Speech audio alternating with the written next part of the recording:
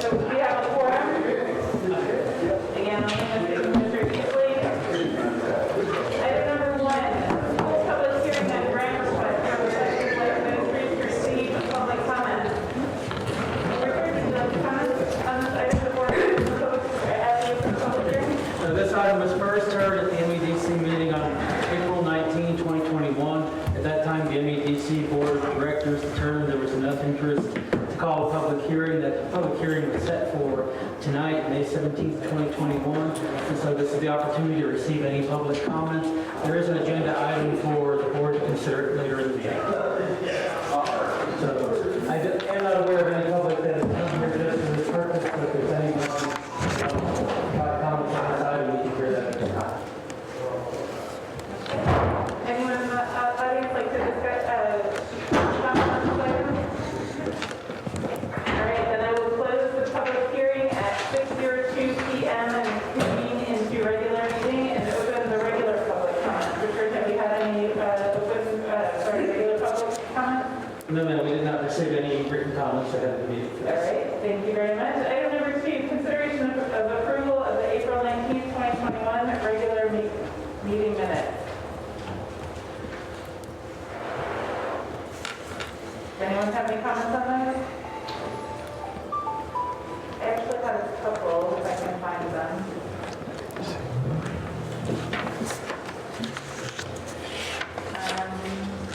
So on page 4, the presentation from Amy Brown, this is actually a $4.2 billion industry.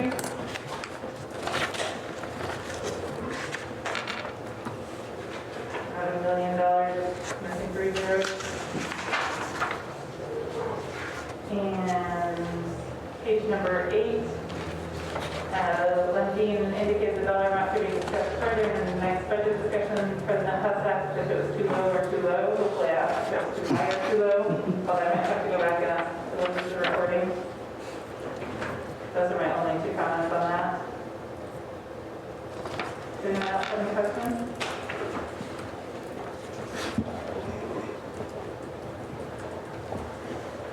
More comments? Otherwise, I'll entertain a motion to approve the April 19th regular meeting minutes. I'll make a motion to approve the minutes. It has been moved and seconded that we approve the April 19, 2021 regular meeting minutes with the 2 items added. Motion is debatable, amendable, and requires a majority vote. Any other discussion? All those in favor of approving the April 19, 2021 regular meeting minutes say aye. Aye. Those opposed say no. The April 19, 2021 regular meeting minutes have been approved unanimously. Item number 3, finance report, April 2021. Carol. Yes, ma'am, thank you. On the first page, it does show that this is through April the 30th. And we had a sales tax transfer of $110,048.17 into the account. It won't show up until next month. And we made our 5th payment of $63,000 on the land purchase. If you'll turn to the next page, page 15, I think is how it's labeled. We paid for the fence at the old cemetery to the Montgomery Historical Society, $9,500. And we had our sales tax transfer of April, which was $53,801.62. And I think, Richard, you're going to elaborate on that in a few minutes. And then we did transfer the money that we approved last time of the $160,000 for the downtown water line project. And unless there's anything else, that was my... And I can go ahead if you want. That one point that you referenced a moment ago, it's like in discussions with myself, and Anthony Lasky here, who's on staff with the city in the bookkeeping, looking at the payment we received in April versus the payment we received in March, there was a bit of a dip there. The two things we realized looking back, March and April, over the history over the years, tend to go back and forth as which month was higher. There wasn't just a consistent pattern. The other item is that the April payment was for the February business. And we can probably all remember that a lot of February business was shut down for almost a week. So that would, of course, directly impact the amount of taxes that were collected as a result of business. So that alone is probably a significant driver as to why the April collection was down. But when we saw it was down by a significant amount, we obviously wanted to circle together and have some discussions. And that's what Carol and I and Anthony were talking about. And what Carol referred to that. Added information. That's just what I wanted to add there. And I actually asked Anthony for some extra numbers, and I believe that the sales tax, regardless, May 2021 versus May 2020 is up 40% year on year. Yes. So regardless of how terrible February was, it's still pretty excellent. Yeah, I think the main thing it did is it may have been a temporary delay, but it didn't keep that business from happening. Right. Well, and actually, I was looking at May, which is really March, rather than April, which is really February. So anyway. There's a lot of moving parts to keep track of. Exactly, but still, on a regular month, I guess might be a catch-up month from February, but that's a big number considering Indeed. where we are. Does anyone have any extra questions for Carol or Richard? I'll entertain a motion to approve the finance report. I'll make a motion to approve it. I'll second. It's been moved and seconded that we approve the finance report as presented. This motion is debatable and will require a majority vote. Any further discussion? All those in favor of approving the finance report as presented say aye. Aye. Those opposed say no. Motion carries unanimously and we will approve the finance report as presented. Item number 4, consideration and possible action to conduct a photo contest featuring scenic sites in the city of Montgomery. The MEDC has $4,000 budgeted in the current budget towards contests and prizes for this fiscal year. One of the things that we discussed some time back, and I think it was during the original time of budgeting, but I realized not everyone here was here when we put together the budget for the fiscal year, was to plan to use some of these funds for a photography contest. Contest that would involve iconic buildings, scenic sites throughout the city, and things like that. Images that would be submitted under this contest would become property of the city or MEDC, and be able to be, it would be known that those would be available for us to publicize on our Facebook social media platforms. My recommendation is to authorize this contest and set prizes of $100 for first place, $50 for second place, and $25 for third place. We do have a number of the cups with the city's name and social media icon that are left over from the Christmas event that we could use for honorable mentions as well. So I want to put that recommendation to the EDC. Can I ask a quick question? How are we who are we informing that they can be a part of the contest? Is it, does the word just get out through social media, or how are we judging those photos? Well, first I was hoping to get authorization to be able to do that, Yeah. but I'm happy to take suggestions as to do some of that as well. The way I would plan to put that out primarily through social media, Yeah. since that is the audience that we're trying to reach and the medium we want to use it at. But we can also put that information in the city's utility billing, and potentially on our electronic sign there at the front of the city, well, at the downtown main entry there. But I'm open to suggestions on that to help reach a wider audience. So we're spending about $175. What about the rest of the funds? Are they allocated for, I'm not sure what? They haven't been fully allocated for the rest of this year. Gotcha. So, More cups? trying to do that one step at a time. I got you, okay. Yeah, yes, what you're referring to is that there's a larger amount of untapped funds Yeah. that we can still tap. Okay. And I'm thinking we're not going to reach through all that this year. Yeah. The pandemic had, limited some of what we would have wanted to do earlier in the year. Right. But I'm thinking better late than never in terms of getting into some of these funds. Yeah. we had higher hopes during the budgeting than we could really be able to do with terms of gathering people earlier this year. Is it possible to move, if we don't spend that money, I'm not familiar with the budget process, but can you move money from one line item to another? Let's say maybe for the mascot, development costume, or no? Well, I'm well, certainly it's within the discretion of this board to move money around within its own budget. Yeah, There are also items you can look at that's, expenditure in 1 year to go towards the future, but largely speaking, we try to keep the funds within the same year. makes sense, okay. Another option, I suppose, would be to have different categories for a photography contest. You have more than one running at the same time, so rather than just iconic buildings, you could say historical homes, Montgomery, nature, or whatever something is. Because I noticed some of the stuff that's been going on, there's some fairly decent photos of Magnolia House, but there's nothing the Matilda Morris House. So, that's kind of another, the lesser known sites of Montgomery are getting no love. And, my cell phone is only so good as, well, the cell phone snapped from the car can be. So that might be another, focus of, another way to focus. Creating several divisions for photos, so to speak. That's what I meant to say.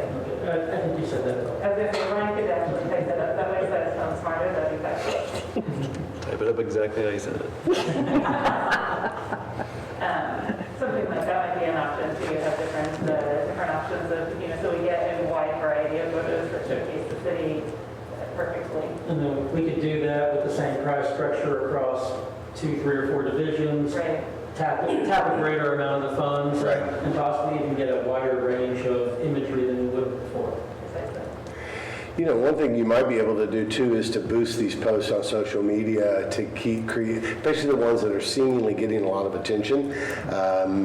Run it as a contest on social media, an actual Facebook or Instagram contest to where, people are participating and maybe folks from outside the area even, come in to take pictures. I'm sure there needs to be a little more structure behind this, but it sounds like a great idea to at least bring awareness, if nothing else. And it's already budgeted for, so. Right. Well, so it certainly wouldn't hurt to look at adding a social media budget to the contest as well. Yeah. Maybe the buildings of Berlin might be a category. Lesser known historic sites or, something like that.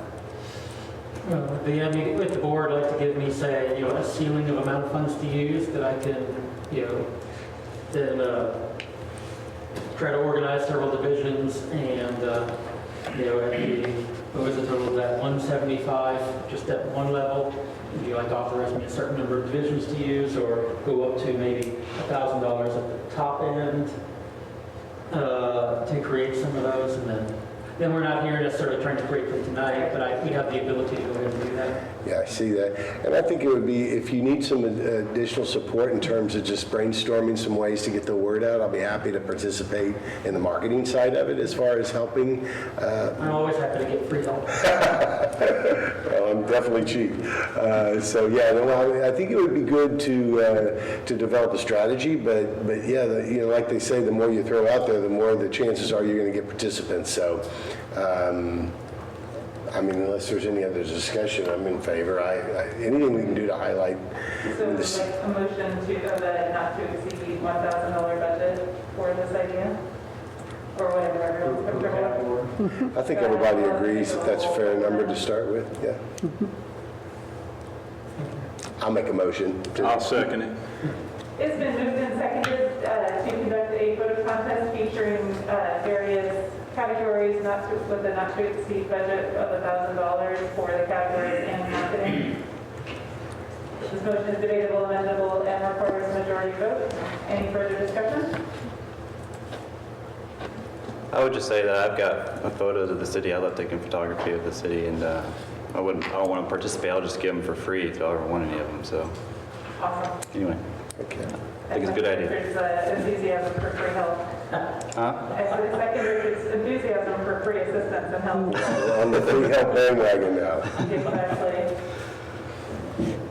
All those in favor of the motion that we conduct a photo contest for a not to exceed budget of $1,000 say aye. Aye. Those opposed say no. The motion carries unanimously, and we will conduct a photo contest for a not to exceed budget of $1,000. Item number 5, consideration of economic development grant request from Reflective Life Ministries. This was the item that was subject to the first meeting. It was first presented to the MEDC Board of Directors April 19, 2021. In addition, I'd like to add, subsequent to the April 19th date, we had a separate meeting with myself, Mr. Weaver, the board president for the MEDC, Rebecca Huss, and Mayor for the City of Montgomery, Sarah Countryman, to further discuss and try to develop some of the ideas which was discussed at the previous MEDC meeting to try to fine tune and bring as we bring these items back. I have written an attached narrative to this agenda report, which I'm happy to review if it's desired, but I don't need to read it, all the couple pages that I put together for it. What I was really trying to do for that was come up with ways to try to quantify how there could be value in doing this.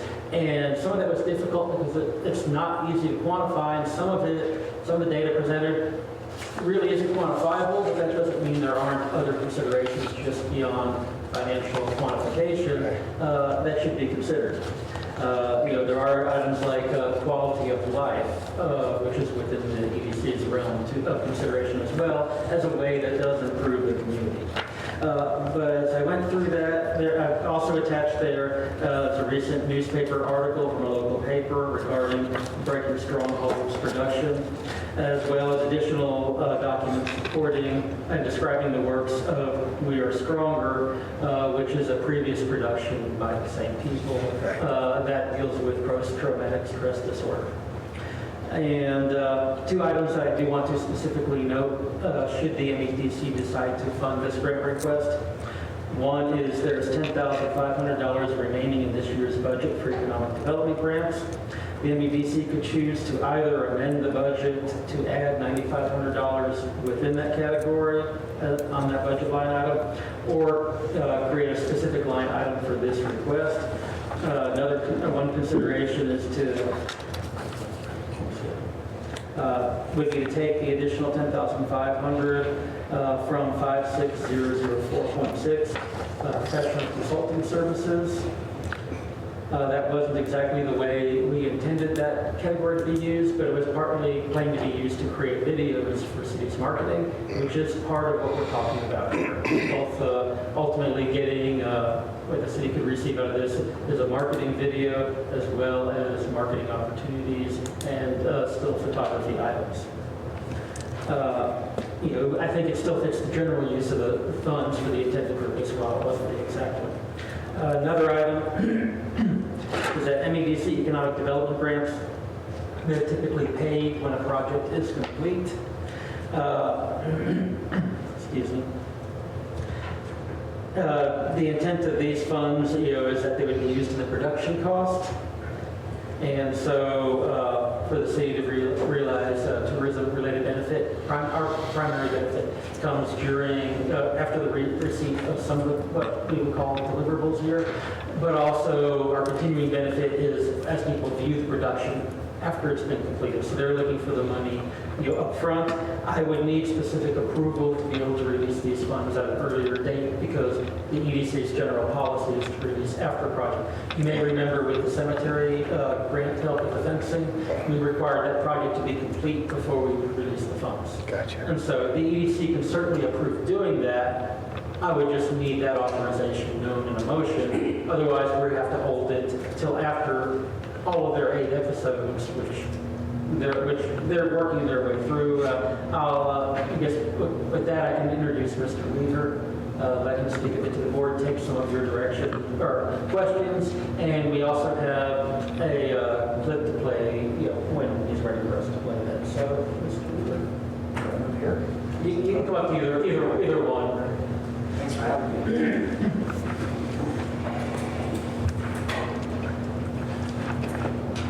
Should I share a little bit about the project? Go ahead. What we're looking at doing is increasing tourism to Montgomery County. That's the project we're going to use this grant for. One of the comparables that we looked at was a television series called Stranger Things, which is streaming on Netflix. They're in their third season. And we looked at a small town that they film in. It's in Georgia. It's Jackson, Georgia. They use a different name for this town, but and it's a town. In the show, the town is from Indiana. However, this little town has seen a drastic increase in tourism because of the show's popularity. So we kind of use that as a case study. And we believe that we've come up with some deliverables to help increase tourism in Montgomery after the show gets out. One of those is the marketing video that we're planning on doing, almost kind of like a public service announcement where we would walk throughout the town. This is something that we would produce. And something like this would cost roughly about $12,000 for reflective media productions to produce for any company or organization. That's something that we're going to take on as a deliverable to the city. And we would walk through, talk about some of the locations, highlight some historical areas in the town, and include some of the actors and people from the show. So that would be a tool that the city could use to help promote tourism. Another thing that we would like to do is build a webpage on our breakingstrongholds.com website where all the traffic will go to.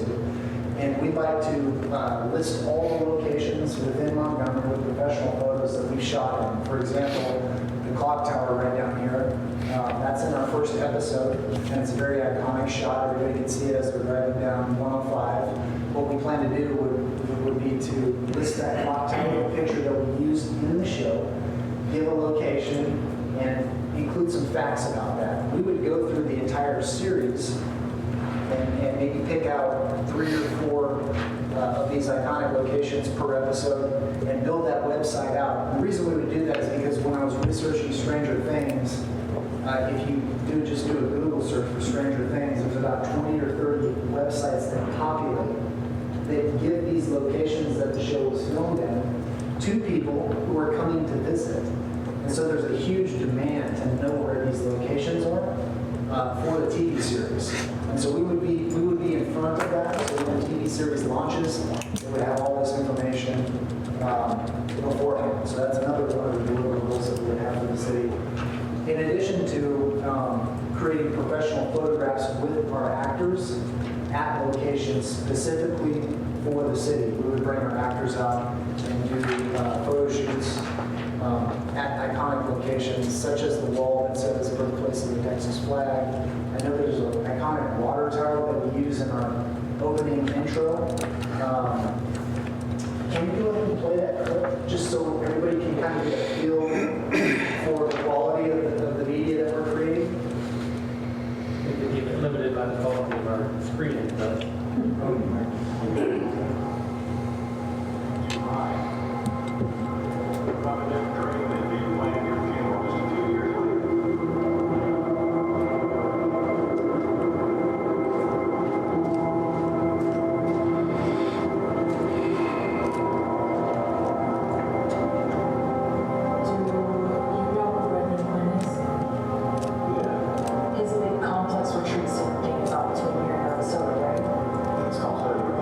This town is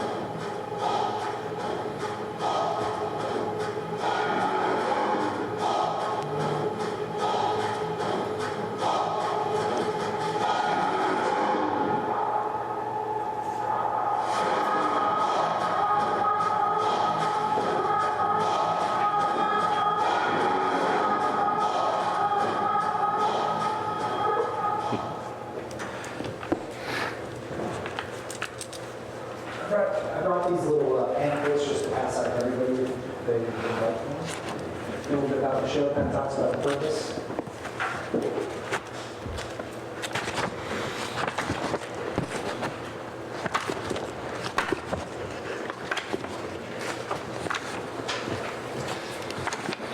Some of those things Mr. Weaver was mentioning a moment ago,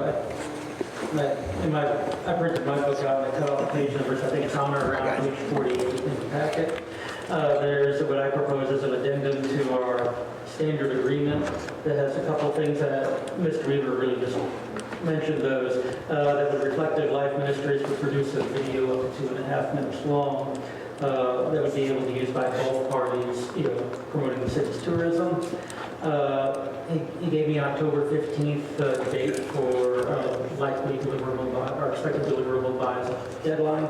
That they would also provide a photo shoot opportunity by October 1, 2021, which he mentioned a moment ago.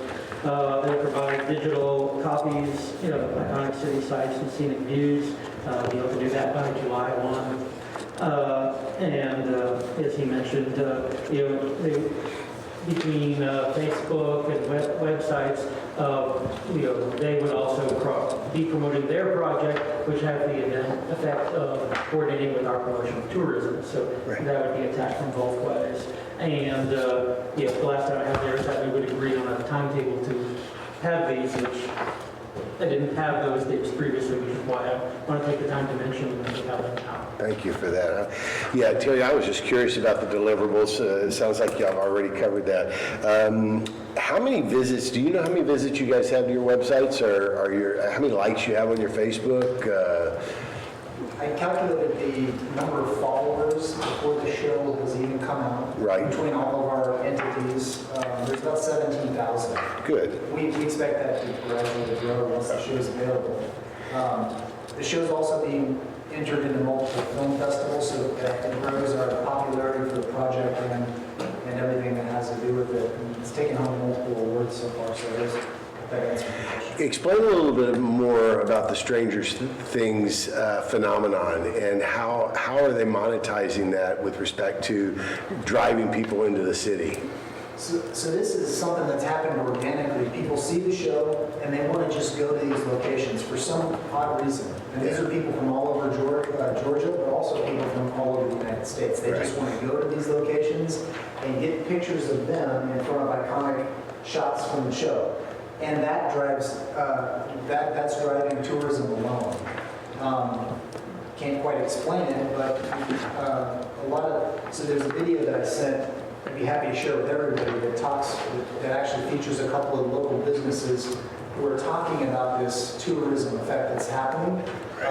The monetization comes from the tourism. Of course. From people from buying coffee to hotels to lunches to everything else that tourists do in their town. That's a cool phenomenon. I hadn't even considered that. That's like a bonus, I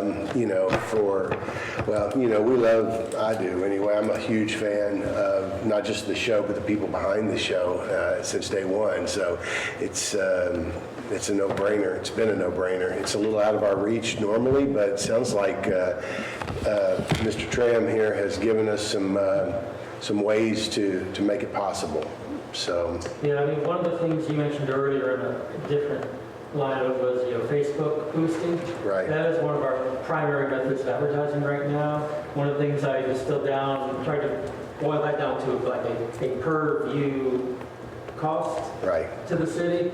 And if we try to apply that same line of reasoning, to the people who will ultimately watch these videos, if we assume that it's the same audience numbers of what they had in their previous production, which I think given what they're marketing to is likely to be higher, it boils down to a cost per view, assuming just one person per viewing each program. I presume it would probably be more on average, but if we just even made it as one person every time it was downloaded and viewed, it is far more cost effective that route than it is by Facebook boosting. Obviously, I think we need to do a multitude of items, but from a cost per view, I think it was 1/8 as much. This is a little bit off the subject, but kind of in the same realm. Has the city done any exploration with respect to TikTok and utilizing that platform?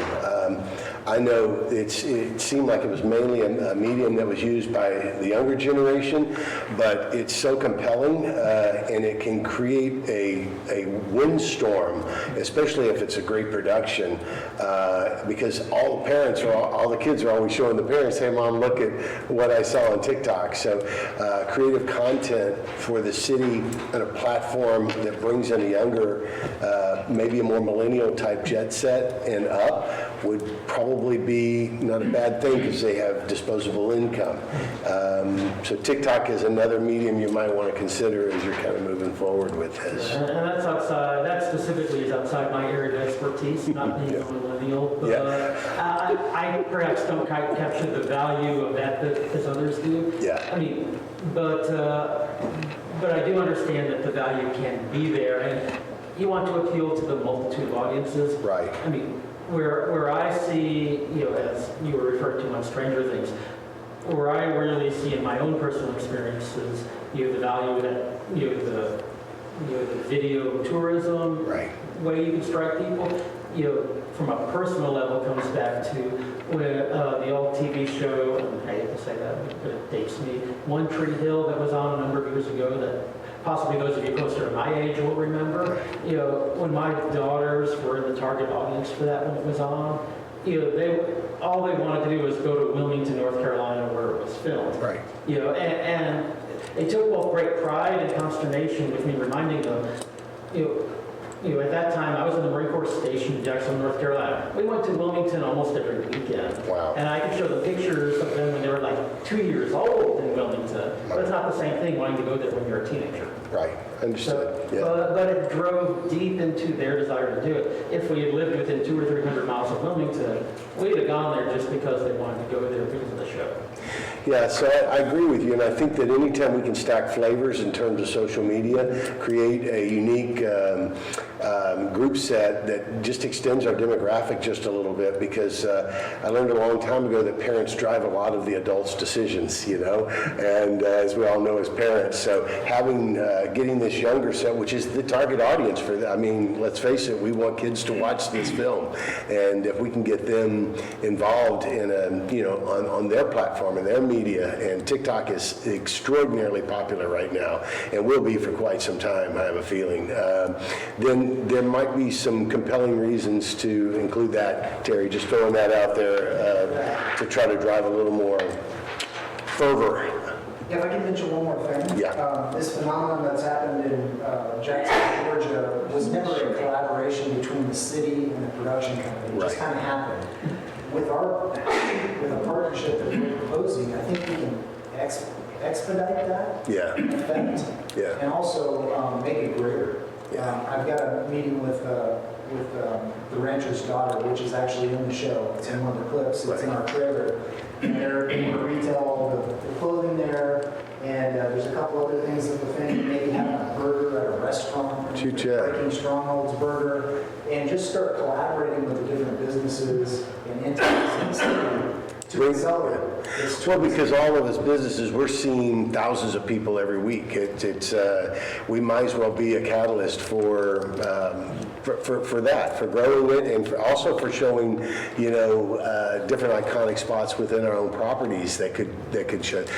You know me, I'm a big, huge fan. I love the message behind it, love the people behind it, and I think it's great for the city because these opportunities don't come along very often. So, especially in a small town like this. So, I'm a huge fan. But anyway, that goes without saying. I think it's also important to remember is the thing that Katrina used to work here said that, kids don't really actually care about the history and the birthplace of the Texas flag, blah, blah, blah. They care about what you were talking about is that, just taking a picture of themselves at a location. And so, we've got the history, we've got, all of these unique features, but the younger generation, it's hard to believe I'm at the age where I'm saying the younger generation, but they don't actually care about any of the things that have been important to drawing people here. So we need to have both the things that are important to us in our history, but also to be realistic about what it is that is driving tourism. Anything to add, Ryan? I want to say that TikTok is probably younger than millennials. I don't know. I haven't used Yeah, TikTok. All I know is my kids are constantly, or my oldest, or youngest, which is 17, constantly putting, in my face, check this video out. And a lot of them are business-related videos. So, I mean, you can tell that they were professionally done, So, I don't know. Like you said, you get all walks, all demographics. Media is, look, YouTube. It is the medium that these kids watch. Mine don't watch Channel 13 and can't wait for the news to come on. They're watching YouTube. So, but anyway, I'm just a huge fan. So we'll see. I think we can do something special with these guys. Well, and just to remind the board of some of the key details here, the amount of the grant being requested is $20,000. Any expenditure of $10,000 or greater authorized by this board has to also be approved by city council. So if the board wants to give that authorization, within the other limitations that I've stated, such as the addendum that was described, and giving authorization to have this paid prior to the completion of that project, so it's part of the fundraising effort.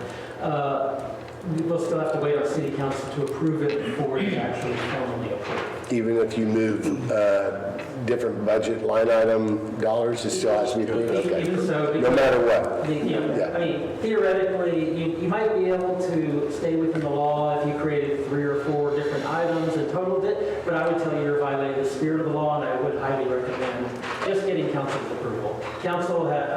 City council has oversight for a reason. I think it would be bad to even inadvertently create the impression you're trying to get. Yeah, I just didn't know how it worked. Byron, how are you feeling about this? I know this is your first look at it. I don't see any reason not to. I mean, 4.5 million watching 8 episodes, that intangible measurement, you're going to see that over time. And you're going to see it, and so we'll be able to measure it sometime next year, but I don't see it missing. Now, we could argue the amount if we want, but I really don't see a miss. And being a pastor, I know there's a huge need. There's a huge need. Brian, what are your thoughts on this?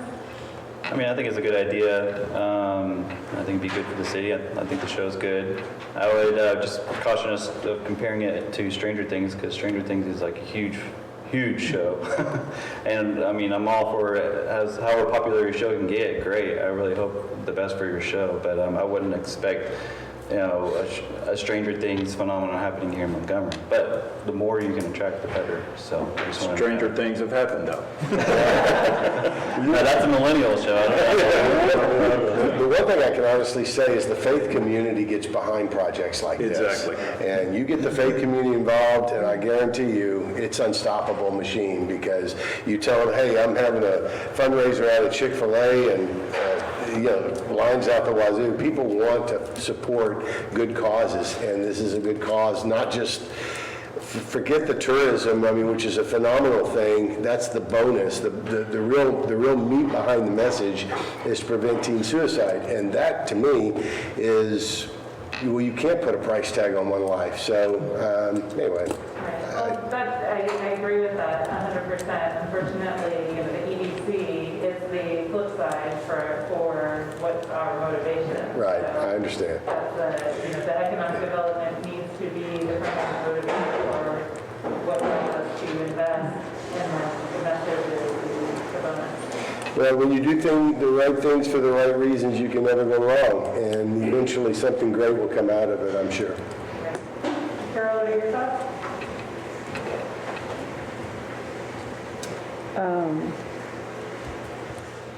I have my doubts.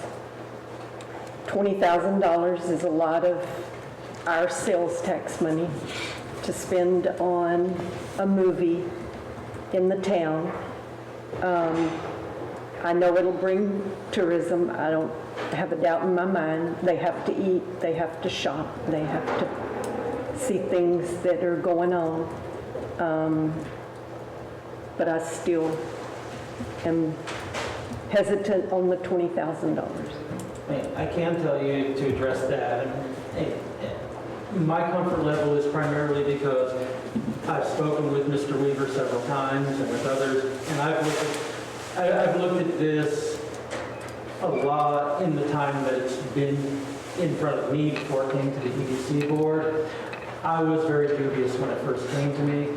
The deeper and deeper I looked into it, the more comfortable I got about ultimately presenting it to the board, and then got more comfortable about recommending it to the board. So while I appear quite comfortable with my recommendation, and I hope I do, and I am, I didn't come to that point easily. And so I certainly appreciate Ms. Langley's comments there, because I started at that point too. Well, I appreciated you breaking down the numbers. I'm a Yes. numbers guy, and I really like to see the clicks per dollar and how it compares to the social media platform we're doing. That's what kind of sold me on it. And plus, we got other things. We got, the photo shoots and other things that we can use for marketing material. So just based off of a clicks, price per click or price per view perspective, using the 4.5 million views that they've already had in the past, I feel pretty confident that would be a good marketing tool for the city. So I appreciate you doing that. So keep that in mind. I love numbers. So I'm a hard numbers guy too, and I like when you can put hard evidence with something. yeah. I found this perhaps uniquely difficult to try to quantify in many ways, so I definitely wanted to quantify it where I could. So I appreciate the fact that someone would go into the details there, Yeah, since I took the time to do it. Yeah, thanks, Sue. Thanks. I can assure you, if you did not do that, I would not have felt it very good Right, at I all. would have been the same. Yeah. Well, perhaps it also conveys how I came to the point of being supportive of the project. When I would research into things like that to go down to those details, it was getting into the details that made me comfortable, not the basic idea. Right. As I said, I was a bit dubious of the basic idea. I don't like to reject anything just on the surface, because you have to get to where the facts are, you have to get to where the details are to see, and I never thought it was a bad project. I just was dubious as to how the EDC ultimately could support it. And where I found that is in the value to the tourism end of the city, which is where ultimately we have that overlap. And that overlap can benefit both parties, really. Dan, would you like to add your thoughts on that? Well, my thoughts were, I haven't done that much research on it, but I'm kind of a numbers guy too. I mean, according to the Facebook dollars we're spending and the hits we're getting there, we're spending this and we're getting that many more. And if we can get the young people involved too, I mean, that's huge. I mean, that's the direction of this town. With that, I would support. Would somebody like to make a motion on our future direction? And, well, actually, if I can back up how discuss, it sounds like we're generally supportive of this. Does anyone have any thoughts on how we would like to fund it before we make an official motion?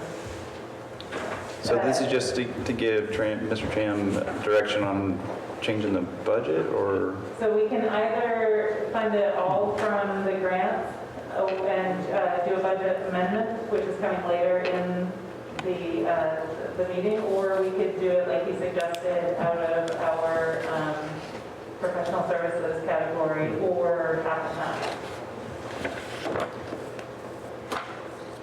Richard, do you have a preference? I think the clearest thing to do might be to use the remaining funds that are in the grant category. We're entering the home stretch of our fiscal year. We don't have any of the pending grants, which is something the EDC board could always revisit anyway, and then take the rest from the professional consulting services contract or category. I mean, I think that's the cleanest way to do it. And like as I said, if there's any other future grants you want to consider, we could choose to fund those and then budget. Just one question though, taking the precedent of paying for a grant before we get finalized, like we would be doing here, does that make things more awkward to demand the same thing that we demanded for, say, the fence, by not paying for it until it was completed, whereas professional services get paid for in different ways all the time, and we don't have that demand? I don't think so, but primarily because, one, we have a record here of this being an exceptional project in the sense that it's an exception to what we would normally do it, and we will, as I noted in the addendum document, have a schedule for items to be delivered, some of which will have been delivered before, because we can make that check after at least that first delivery item, so that we have some items received and the rest on the schedule. Okay, and of course, the bill will be dated 2021, right? It'll definitely be, everything will be portrayed in the current fiscal year to keep things nice and clean. So the first deliverable would essentially act as collateral. What would that be? That be getting access to digital still images of iconic city sites, scenic views, backdrop images that they would provide from their footage. So I guess the question is that enough? Are we all comfortable with that as collateral? I think so. It would be miserable for any future fundraising that Reflective Light does at any time in the future if they were to sit. Yeah. Totally agree. And I mean, and to some degree, they're putting their good name and their word on the line. They're active in the community, not just, fundraising, but in other ways. And they have already produced it, all the way through completion, at least one episode that does feature these scenes, with the city of Montgomery. They've taken that first step before ever approaching us. So they had a desire to be here in the community and use us for a backdrop. And so So should we make a motion? I would love for Okay, let's do that. I'll make a motion to fully fund the $10,000 that's, right? well, the fully funded, the grant request is $20,000. Okay, fully fund the $20,000 and to pull it from, Using the remaining funds from the grants category. Okay. With the balance to come from the professional consulting services category. what he said. You're doing great, Jeff. And, yeah, I second the motion. It has been moved and seconded to fully fund the $20,000 grant request from Reflective Light Ministries with $10,500 from the Economic Development Grants line item and the remainder from the $9,500 from the professional services line item. This motion is debatable, amendable, and requires a majority vote. Any further discussion on this item? Let me just remind people that I stated before, it will have to go to city council before this actually becomes effective. Yes, of course. As per our, I believe, state law and our longstanding practice, this will go to city council, hopefully the next meeting, which will be next Tuesday. It will go to city council for final approval. the 25th, right? Is that right? Yes, the 25th. Okay. Hearing no further discussion, all those in favor of the motion that we fully fund the $20,000 economic development grant request from Reflective Light Ministry, say aye. Aye. Aye. Those opposed say no. No. The motion carries 5-1, with Ms. Langley being the lone no. And we will fund the $20,000 economic development grant request from Reflective Light Ministries, $10,500 from the economic development grant line item, $9,500 from consulting professional services, and it will need to go to city council for affirmation.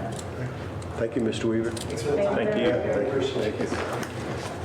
Item number 6, consideration of possible action regarding downtown design and streetscape improvement plan.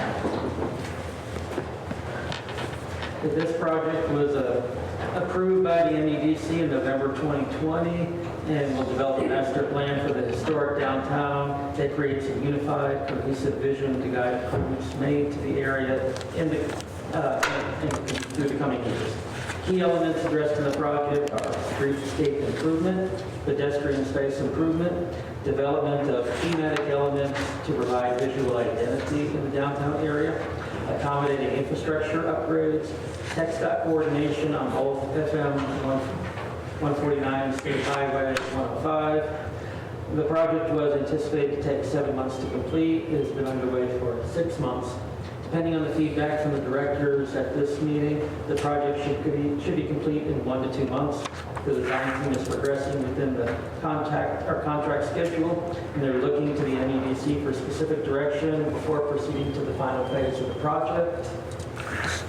And we welcome someone from the Good News here. Is that going to be Lori? Yeah, it's so easy. Jim had all the Lori earlier. He gets to come right back up, I'm sure. Good evening, I'm Lori Singapore with the corporation. We are in the contract with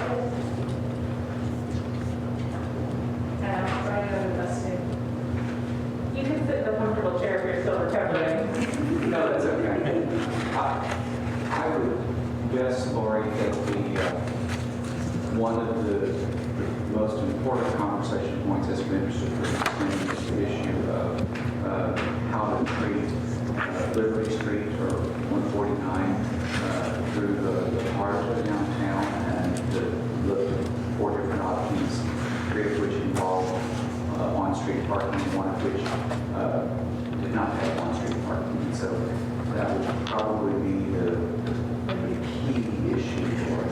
So if you go to page 16 in your packet, If the board members were here, how many people heard the original presentation of this part of downtown? I did. Okay, so, I saw the last few minutes. okay, okay, for page 16, there's a few slides that give different options and different layouts. Some of these include head-in parking, which is 90 degrees to the active travel lanes and parallel spaces. And what we're looking for is guidance. We have had meetings with TxDOT, and their guidance is, as you know, safety first. They're trying to keep traffic. They're trying to limit incidents and possible conflicts with moving traffic through the area at a reasonable speed. So we currently have unofficially roughly 24 parallel parking spaces on both sides. And as we start refining the pedestrian way, depending on which option you guys move forward with, we'll define how that character will look. So if you read the presentation, you saw that we had option 5 that offers 23 spaces. If you look at, it's labeled slide 32, you have a 50-foot right-of-way that shows you're eating up all of the real estate of your right-of-way with just cars and parking. You're having very little pedestrian activity. If you go to slide 33, which is on the next page, this is where you parallel parking, and where you have a little bit of room for some pedestrian activity, but obviously if you have 90 degrees in some spots and parallels in others, your pedestrian activity is limited. If you go to page 18, it shows the next 2 options, which has parallel parking on the east side of Liberty and head parking on the west side, which gets you down to 21 parking spaces. Part of the concerns with the movements of the parking spaces is if you look at a shopping center, you require 24 feet of backup movement for cars to come out of parallel parking, 90-degree parking spaces. And the reason is because they cross into the other lane. So if you have 90-degree head parking here, when people are backing out, they're actually crossing into oncoming traffic. You can't prevent it because we don't have enough lane widths to prevent that movement from happening. Parallel parking, obviously, you don't typically have that same movement where you're crossing into oncoming traffic. Slide 36, we talk about 60-degree angle parking.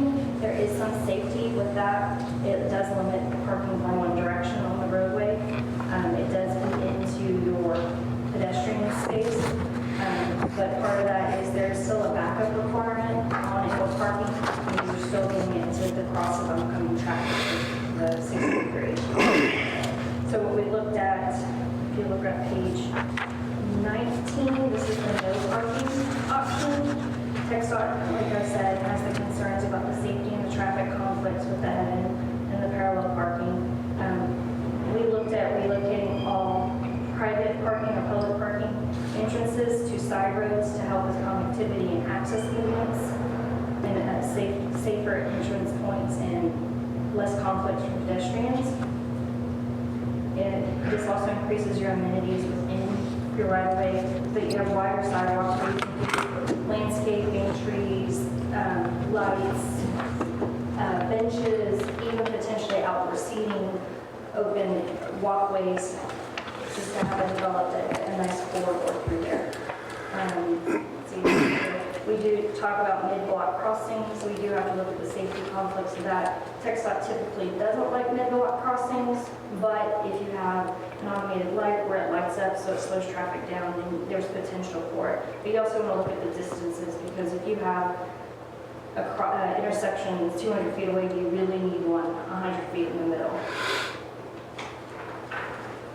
So that's one area of guidance we needed from you guys. If you look at page 20, slide 39 shows you that wider walking amenities that you can put in. It also opens up your storefronts along Liberty. You don't have cars blocking your views. they can have displays in their windows that are seen because the cars will be driving slower through this town. Are there any questions on this or guidance? So if I'm seeing this right, option 3 gives maybe the best aesthetic appeal, allows for landscaping, and it's really the safest option. Correct. These private parking areas, are they confirmed you can use them? Are they just already there? Or? The private parking lots Yes. themselves, some of them the city does have agreements with. Some of them, it's a partnership that the city would work with landowners to encourage open and opportunities. I do know some, I think, have signs, no parking will be towed. That's very minimal throughout this area. So you do have an open relationship with people parking. They do know if they can park here, they can visit here, here, and here. And it brings them back and brings business. I mean, I think the third option seems to be the most safest option, but it also, we've constantly got events going on and parking is an issue. The Antique Festival was just here, and there was people, they were looking everywhere to try to find a place to park. I think if these things are designated and a little bit more structured, but I'm not a big fan of people parking along the street and blocking those businesses, especially getting in and out of 149. That's treacherous as it is. What do you think, Richard? Personally, that's, what y'all talking about there, that third option with, on Liberty Street there, is the one I think I'm the most fan of. One, it's definitely the safest one there, with the reductions of parking traffic crossing the road. It does give up parking spaces. I think there's other ways, some as Lori said, but some other ways that we can work to try to develop additional parking there.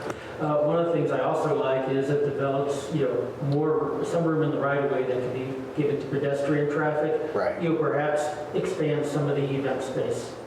Or at least the event traffic, but not the event itself, into those areas. Right. That will help businesses that are there and help disperse the crowd to some degree. I took a look at this the other night, Thursday night, when they were having, it was a beautiful night, and they were doing the stroll, sip and stroll, and I watched people try to cross 149. I just sat there and waited for quite some time, maybe over an hour, watching people, and we need some pedestrian sidewalk areas to where folks aren't encroaching. They have kids in tow, and it's a pretty dangerous setup the way it is right now. So to me, it seems to make more sense to put less cars in their pathway and more structured pedestrian spaces from safety standpoint. I do think it's important, though, given the history and the way things have worked before, though, to make sure that, we understand that we're taking away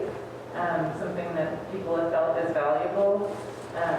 For one thing, it's private parking, and by which I mean nose-in parking on private property, specifically for Montgomery Emporium and Rancher's Daughter. Of course, the aesthetic result and functionality is very positive, but that still might not compensate for the feeling of loss.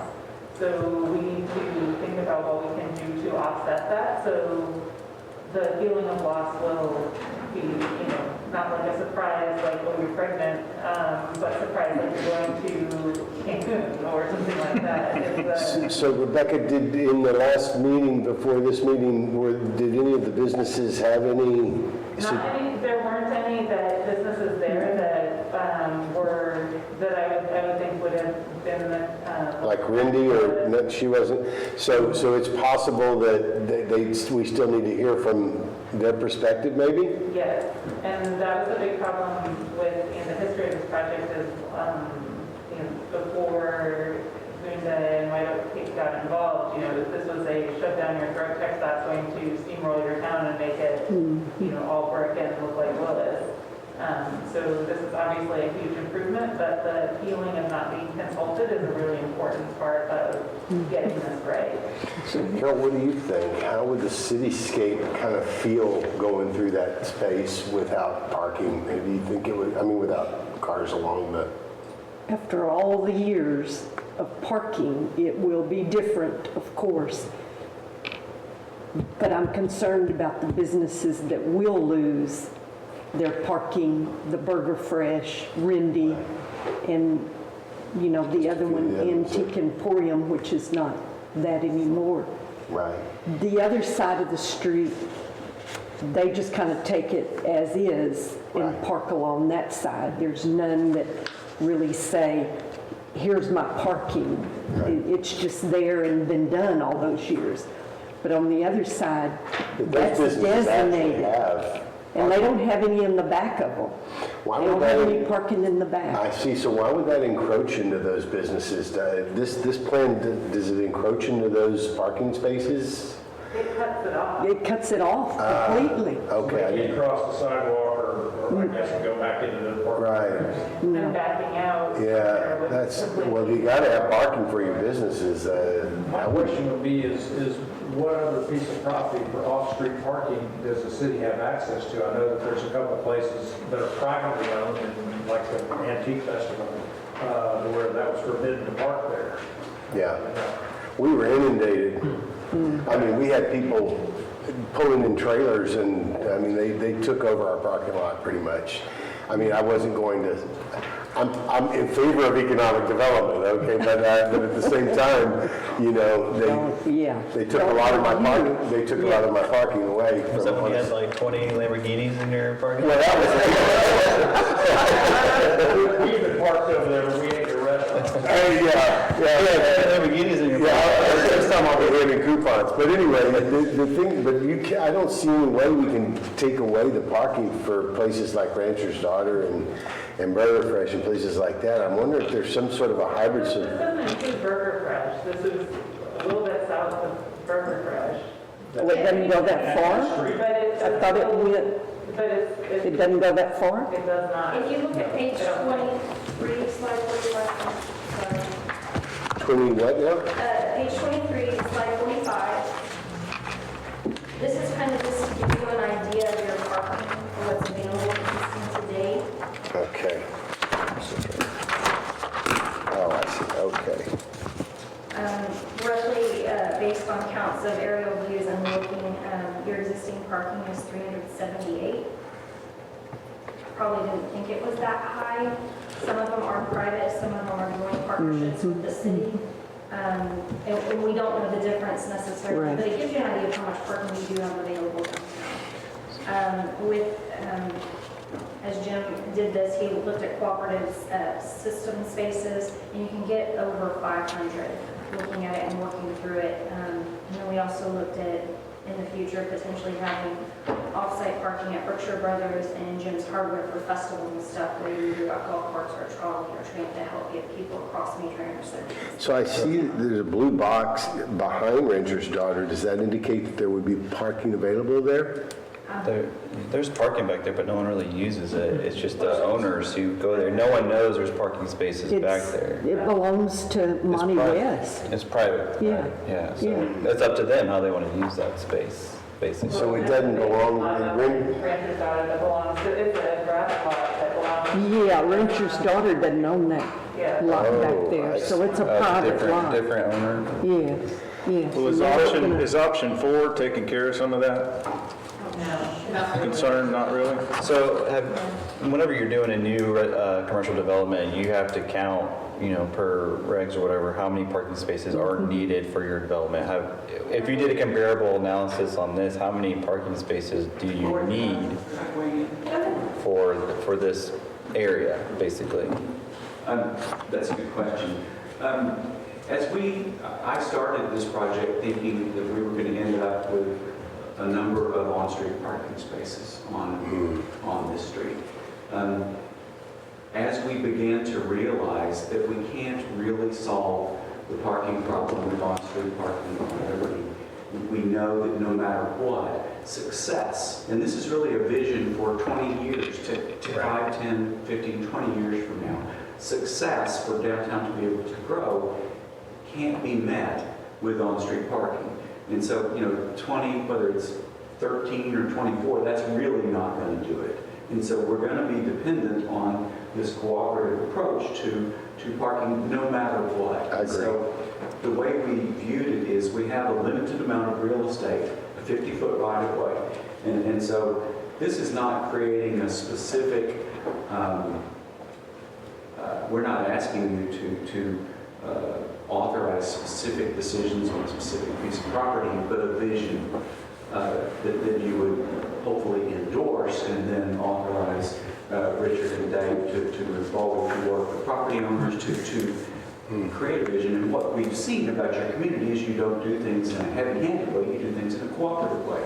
And so we believe that no matter what, some sort of cooperative off-street parking is essential to the long-term success of your downtown. I would agree. We're asking you to concur is not specifically over, what about these 3 spaces in front of Rancho Water, but to kind of create a vision. Let me ask you this, you look at places like the Strand in Galveston where they do have on-street parking, but whenever there's a big event going on, a Mardi Gras or biker rally or whatever, everybody's got to clear off the streets anyway. So I think based on what I'm hearing here, if I'm hearing this correctly, we're going to have to do this anyway, and when we have big events, which is that drive a lot of people into the area, we want people on the sidewalks, not in the street. So it seems to me like if it's just a few pockets of areas where we might be able to mitigate or at least create an interest with like Rancher's Daughters or whatever, create something for them as an alternative that they would endorse and not harm their business. I mean, this is kind of an easy, I think, is the third option seem like the most viable one? I think so. Landscaping, the effect, yes. It seems like it'd be beautiful. I would say I like option 3. I think I live just down the road, and I don't ever try to park on 149 because it's incredibly dangerous, in my opinion, especially to turn into a parking stall.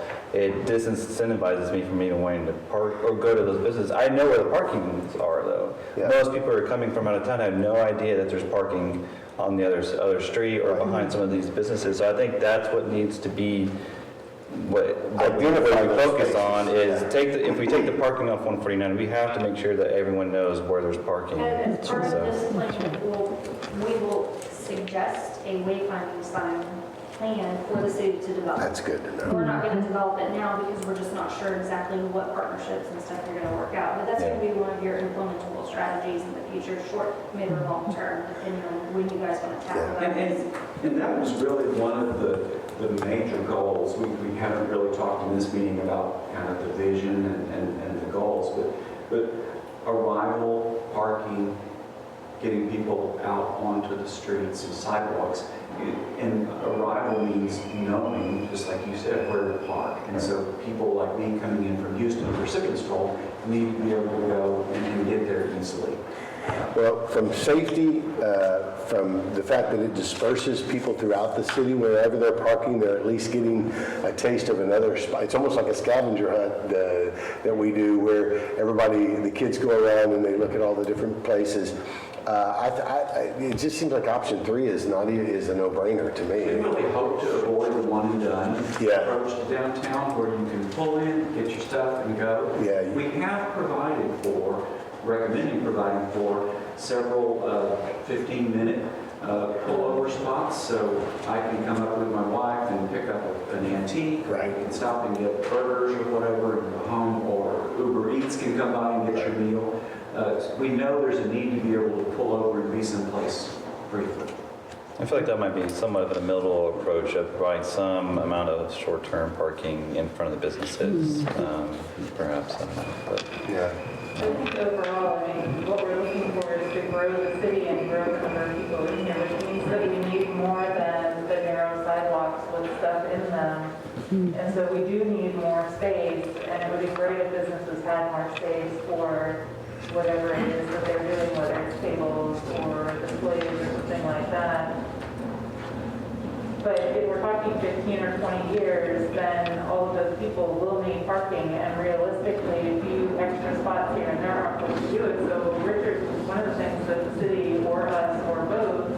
need to do is a larger, longer-term parking solution. You have like magic hat? Yeah, who owns the piece of property across from Jim's Hardware, the easement? There's, I know there's a private owned property between Burger Fresh and the window treatment place there. And then it seems like as the road turns, there's a wide easement that goes through there. Is that private owned, is that DOT? It's privately owned. Okay. I don't know the name of the owner off the top of my head, I've seen it. It was Berkeley's all those years, but there's a big sign up there that it's all for sale. Yeah. So I'm not sure. So that would be nice for parking. I mean, the city definitely, once we have some direction, we need to be involved in working with the people in the area, owners in the area, developers, and provide additional parking. That's part of some direction we get on our end too. And once we know the direction and where we can go here, we can start taking other steps. I think that's something that we should consider doing as well, is offering people, once you have this real estate, here are things we're willing to do grants for to help you expand into it and expand your business into it. And then also, we get that the parking cost is a problem, and it's also what we're doing on the flip side. And, specific parking, remember the stupid idea that we're funding a parking lot that then we lose 3 years after we spent $30,000 to pay that. We're not doing that anymore. We're either buying it or the city's buying it, but either way, we're getting a parking lot that we own and control, and we're putting, we look to replace these, or we're building a parking garage, or a That was, that was the other thing I was going to mention.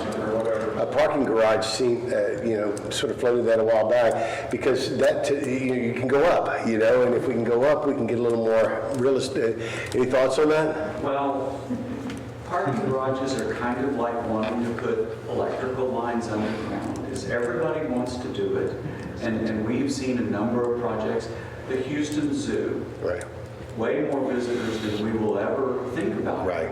Is they can't make the economics work for a parking garage in the middle of Herman Park. Gotcha. So I would, and they also take a lot of footprint. I would be hesitant to Go that direction. to count on a parking garage. So in your...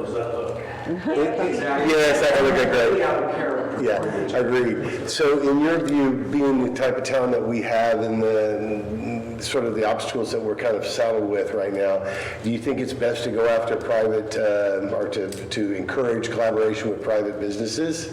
The little bit, these few months that I've known you all and have seen your history of collaboration in a variety of ways, Right. that seems to us to be really the way to go. And I don't expect you all to be, heavy-handed, and I expect that some people will be hesitant at first and others will embrace it more. But again, it's a long-term vision that we're hoping for. Yeah, and I think mobility tends to be, you can get creative with mobility. You can do, I'm not suggesting horse and buggy type things, but that's something along those lines where you can sort of... People will be glad to park a mile away so they can get... Exactly, so they can get a ride on the trolley or whatever. So just something that maybe creates some mobility, because there are more spaces maybe a little further away, but that would be easier to accommodate getting owners to participate. And Jeff, I can tell And Galveston are both, but utilize the trolleys that work well. Exactly, and it just adds character too. Yeah, and I can tell you, we have had some internal discussions related to what you're talking about, of, where we could identify parking that is farther out than people would immediately look, and how to maybe maximize some of those areas with options, and then how to help get those people to downtown. Exactly. So, some of those, we're already talking about internally, so we can try to hopefully have a little bit more of a head start as we look at these other options for something like here. But for this discussion, primarily, they're looking for direction and what are we supposedly proposing here? Just this is the way we'd like to see it go, or we head this direction? There are two issues that we feel like are kind of hot button enough to ask for your direction. One is this one that we've been talking about. The second, Lori was going to tell you about, is another entrance. And so, Richard, I don't know how you want to structure their guidance, but there are two issues that we think we'd like some feedback on. Okay. Well, I mean, to me, it seems like there is probably a general consensus. Do you want to try to hold that down a bit, or? Do you guys want to do a roll call on choice 1, choice 2, or choice 4? Where choice, let's just leave out choice 4. So choice 3 is no parking on page 19. Choice 2 is page 18 with some parallel, some heading. And choice 1 is some 90-degree parking on page 16. Byron, are you comfortable going first, or would you like me to go first?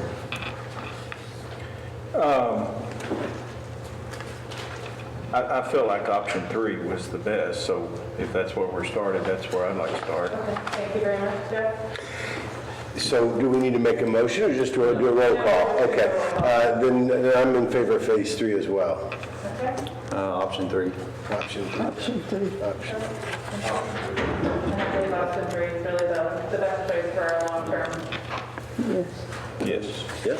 We will present that in the final report. The next one is page 11, slide 22 and 21. What we're looking at is the Liberty Street area to the north, to south of Berkeley. We're looking at different options on how to slow traffic down and make your entrance into downtown from the north be more cohesive with what's being planned along the corridors from 105 into the downtown. The first option is to have a narrow median with some tree plantings and maybe a little monument, and then a left turn bay developed for Clever. We tried to keep it within the existing right-of-way, which are those 2 red lines.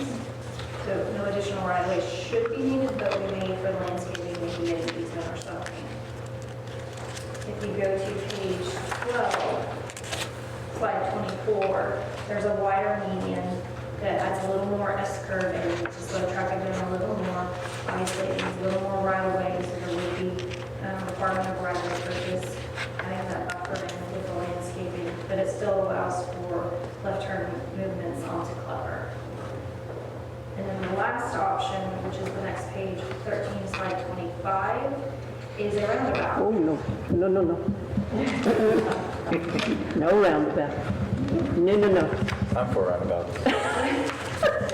You're from bigger towns. No, they give me a... People still get here, but just in a roundabout way. That's all right. So this option, we were actually surprised when we were talking with TxDOT. They were more in favor of the roundabout than the specific Oh, yeah. ones they have. They love it up in Willis. Part of that is because it really slows down traffic and it leads to a clean movement turning onto Clever versus coming around that S-curve in a left lane just showing up and you've got to get over. This does require a little bit more right-of-way, but it does give you a cleaner visual center where you can do more treatments, as you can see on the 26 slide. You can do a monument, landscaping, low profile things, just a different variety of things you can present in that area. So that's kind of the next one we needed to know what she wanted to. We have presented all 3 of these to TxDOT. So Yeah, I made the comment during the presentation that whenever you're coming down 149 from the north, you're up in the forest and you're kind of flying down the road and you come into the city and it takes you a minute to realize you're coming into a highly pedestrian area. And I think roundabouts are excellent ways of slowing people down. I do too. And I think Me too. I was a little bit skeptical of roundabouts because in college that's what they push. I was like, I've never really seen these, so I'm skeptical. But they put one in Shenandoah, and I've driven it several times, and it's perfectly fine. that little one on the backside of that. Yeah, and there's some projects going back there, and I know I saw a video of the cars in Kentucky, I guess, going the wrong way, but I really don't think they're that counterintuitive. I think they're actually pretty intuitive for the most part. The same video, but I think that was actually staged for some part. Okay. That's why I thought if you had stationary cars sitting on the floor anyway. But, In protest, perhaps? yeah, Okay. I understand that. But I think it's a great idea. I think it'd be cool to put like a Lone Star right in the middle of it or something. I don't know if you have copyright issues with the Lone Star, but I've been surprised, if I can mention, I've been surprised. We really thought we were coming in out of left field with this idea, and I was first surprised that Gunda didn't kick us out of the room. And secondly, when we met with TxDOT, is they were, like Lori said, they were concerned about a left turn onto Klepper. Yeah. For both of those, that people would get rear-ended all the time. And then they said, we do roundabouts all the time. We have a roundabout expert that we can have meet with you. And then thirdly, tonight, in talking to the small sampling before this meeting, is I expected people to be unfamiliar and resistant to roundabouts, and all they said was, gee, can we have one up north of here too, to slow traffic down? So there seemed to be enthusiasm for it. So I've been pleasantly surprised at several steps in the vote on this issue. I think it creates character, you know, and it gives you a sort of a monument as you're coming in from the north, but even if you're leaving, but it could also be some directional signage and things like that there. It includes, you know, where parking is located, as long, you know, as well as definitely can be a focal point, you know, where you get a lot of pictures and it creates a lot of buzz. That area doesn't get a lot of buzz right there. I mean, you know, you got gyms and you got the snow cone place and a couple of little things, but there's really not much there. But it sort of is the entrance from the north, and I love the fact that it slows traffic down. You put a median in the middle of there and take out, and I don't know, how much right away are we talking? Is it going to create a problem with business owners? It shouldn't affect any of the current structures based on the general layout, but we won't know until we get an idea of exactly what we're working with on the ground. Does it encroach in any of the parking on that side of the community center? Not really? Okay. So I heard that we're working with, what, a 50-foot easement that comes through town? Is We that, have a 50-foot right so of which way. basically doesn't even meet county and state code, because that's minimum of 60 is what they're requiring. Yeah, it depends on the jurisdiction. Usually 60 is a good, and that allows all your utilities to be. So on roundabout, we don't really know, are we doubling that, 100 feet? We're showing 120.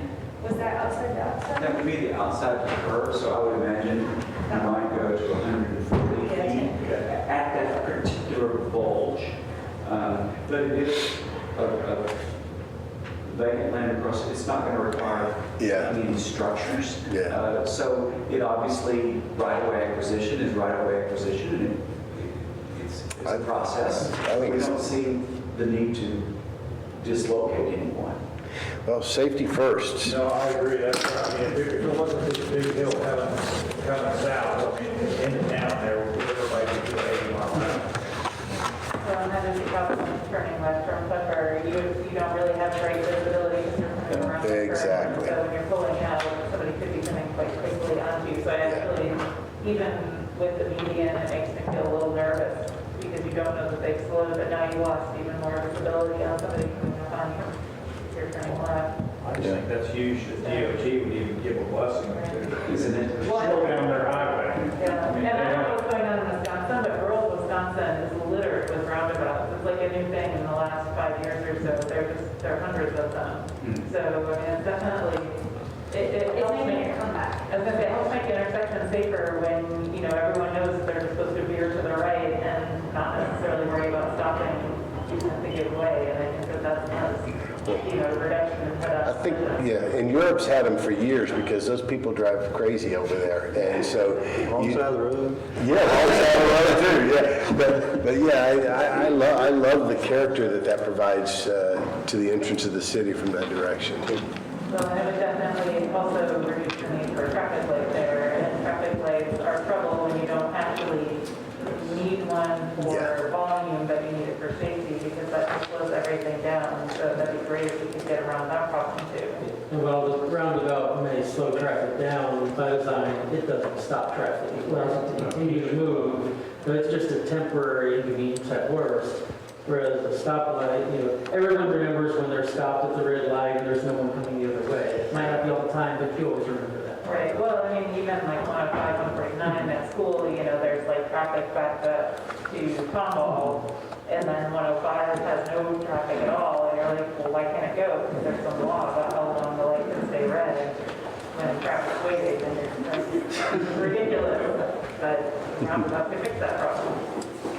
So, I think it makes sense. I think it's going to be a problem potentially to acquire that way, but I'm willing to try it. Well, this is the other idea. I mean, it's their gyms would probably give up some of this over there across the street that's privately owned. I mean, it's not being used. It's been for sale for years. Maybe. We'll see. At the parking lot and the Roundabout, all on property. Carol? Nope. You think you can, as I say, Nope. you can't budge? No, ma'am. Not in downtown Montgomery. No, ma'am. That's just, Locust, next Roundabout, then Locust? No. Okay. So please note Carol's objection most seriously, but Byron, you're in favor? I'm good with it. Roundabout? I'm in favor. I'm in favor of the Roundabout. Ryan, do you record that for the minute as well, Carol's objection? Yeah. Those are the main issues. I know some of you weren't here for the presentation. The goals were the arrival and parking, to improve the arrival and parking experiences for your visitors and your citizens that shop. Public streetscapes provide the public improvements that create a unique, appropriate setting for businesses to attract customers. Pedestrian experience, which is to create a safe, enjoyable experience that encourages customers to explore and leave their downtown. I just have one last question about, and it just dawned on me because of disruptions to the businesses that are currently there. And maybe I'm a little ahead of myself as far as the timing that it's going to take to pull this off. Have we got to that point yet, or are we still in just design phase? We're just really in the exploring to figure out where you want to go. Gotcha. This plan won't design anything specific. What it'll do, it will make short, mid, and long-term goals saying, hey, this is what we think you should do. Short-term are your achievables, if it's the parking agreements or something like that. But if it's a parking lot, then maybe more of a mid-term goal. You need to take a little longer. You need to get your land acquired. You need to get it designed.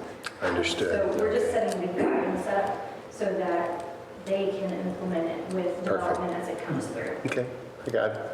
Good.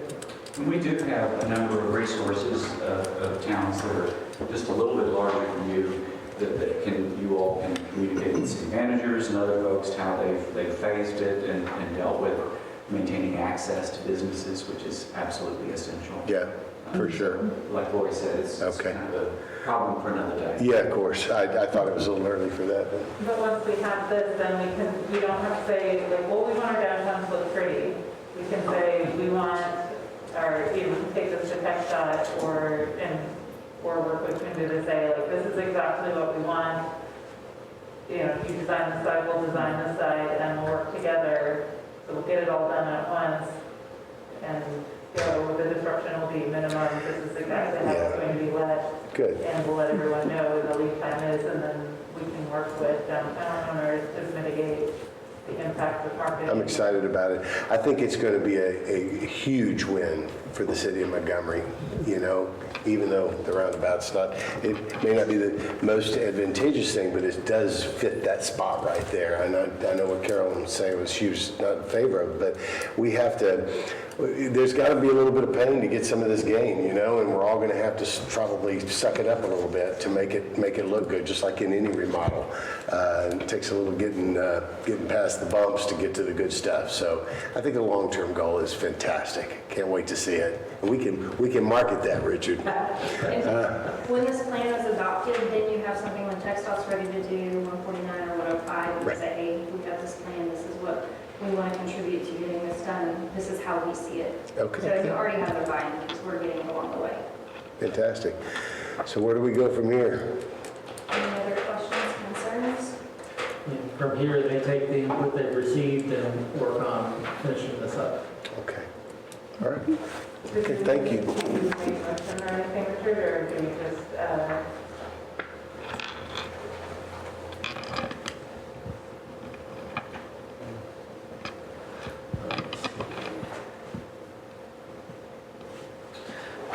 The agenda item is to provide direction to the team, so it's your discretion as president whether you feel the roll call recommendation provided that. Do you feel that's adequate?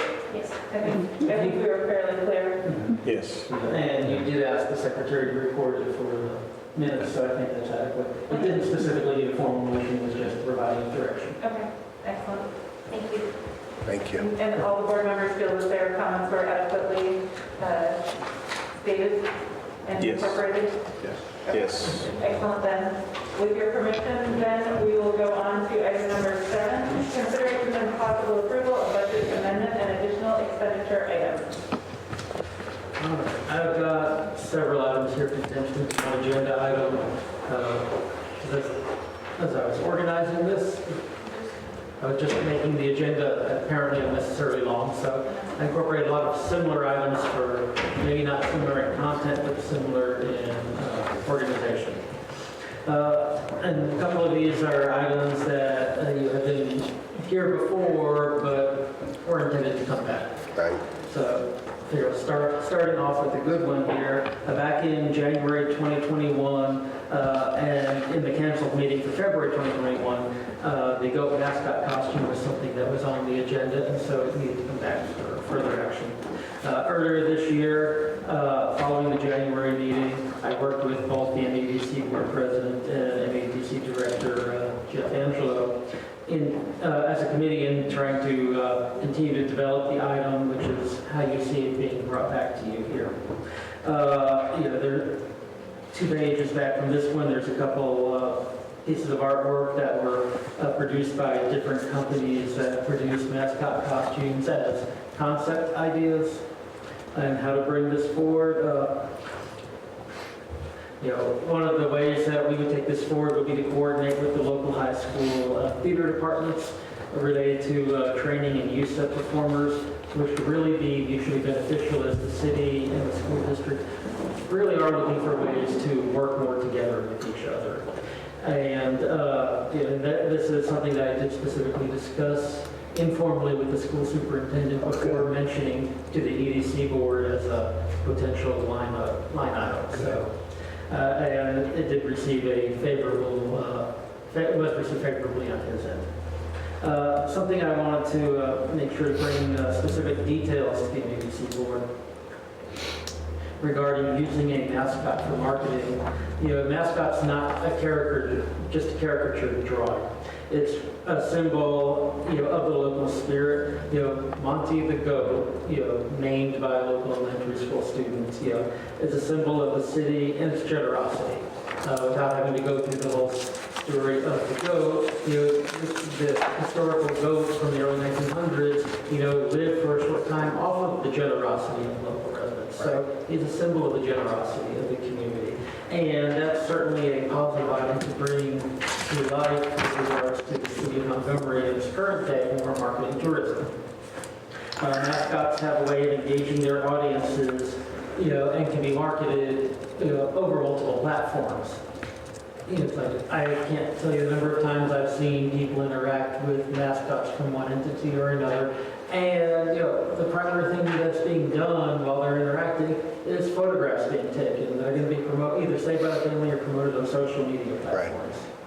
Right. A mascot has the ability to become its own destination at any event where it appears. It becomes something that draws the attention of everyone around it, younger and older. And many of those participants willingly, put those photos up on social media, thus achieving a level of promotion that, beyond what we're doing ourselves, but exactly what we're going for. Right. Getting the city's profile out there.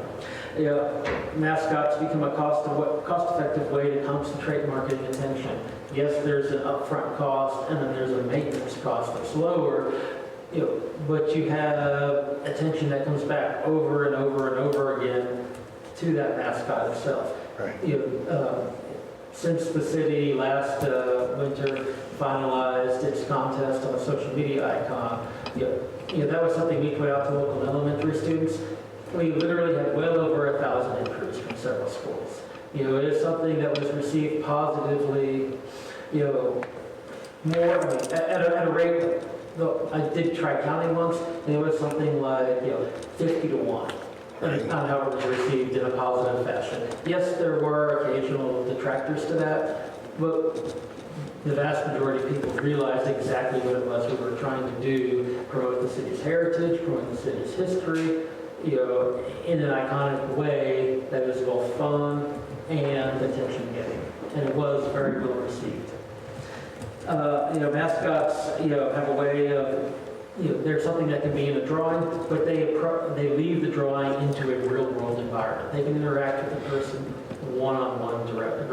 Whether it be the Easter Bunny, Santa Claus, or it be a corporate mascot, in our case, it could be a city mascot. There are multi-billion-dollar companies out there that use mascots.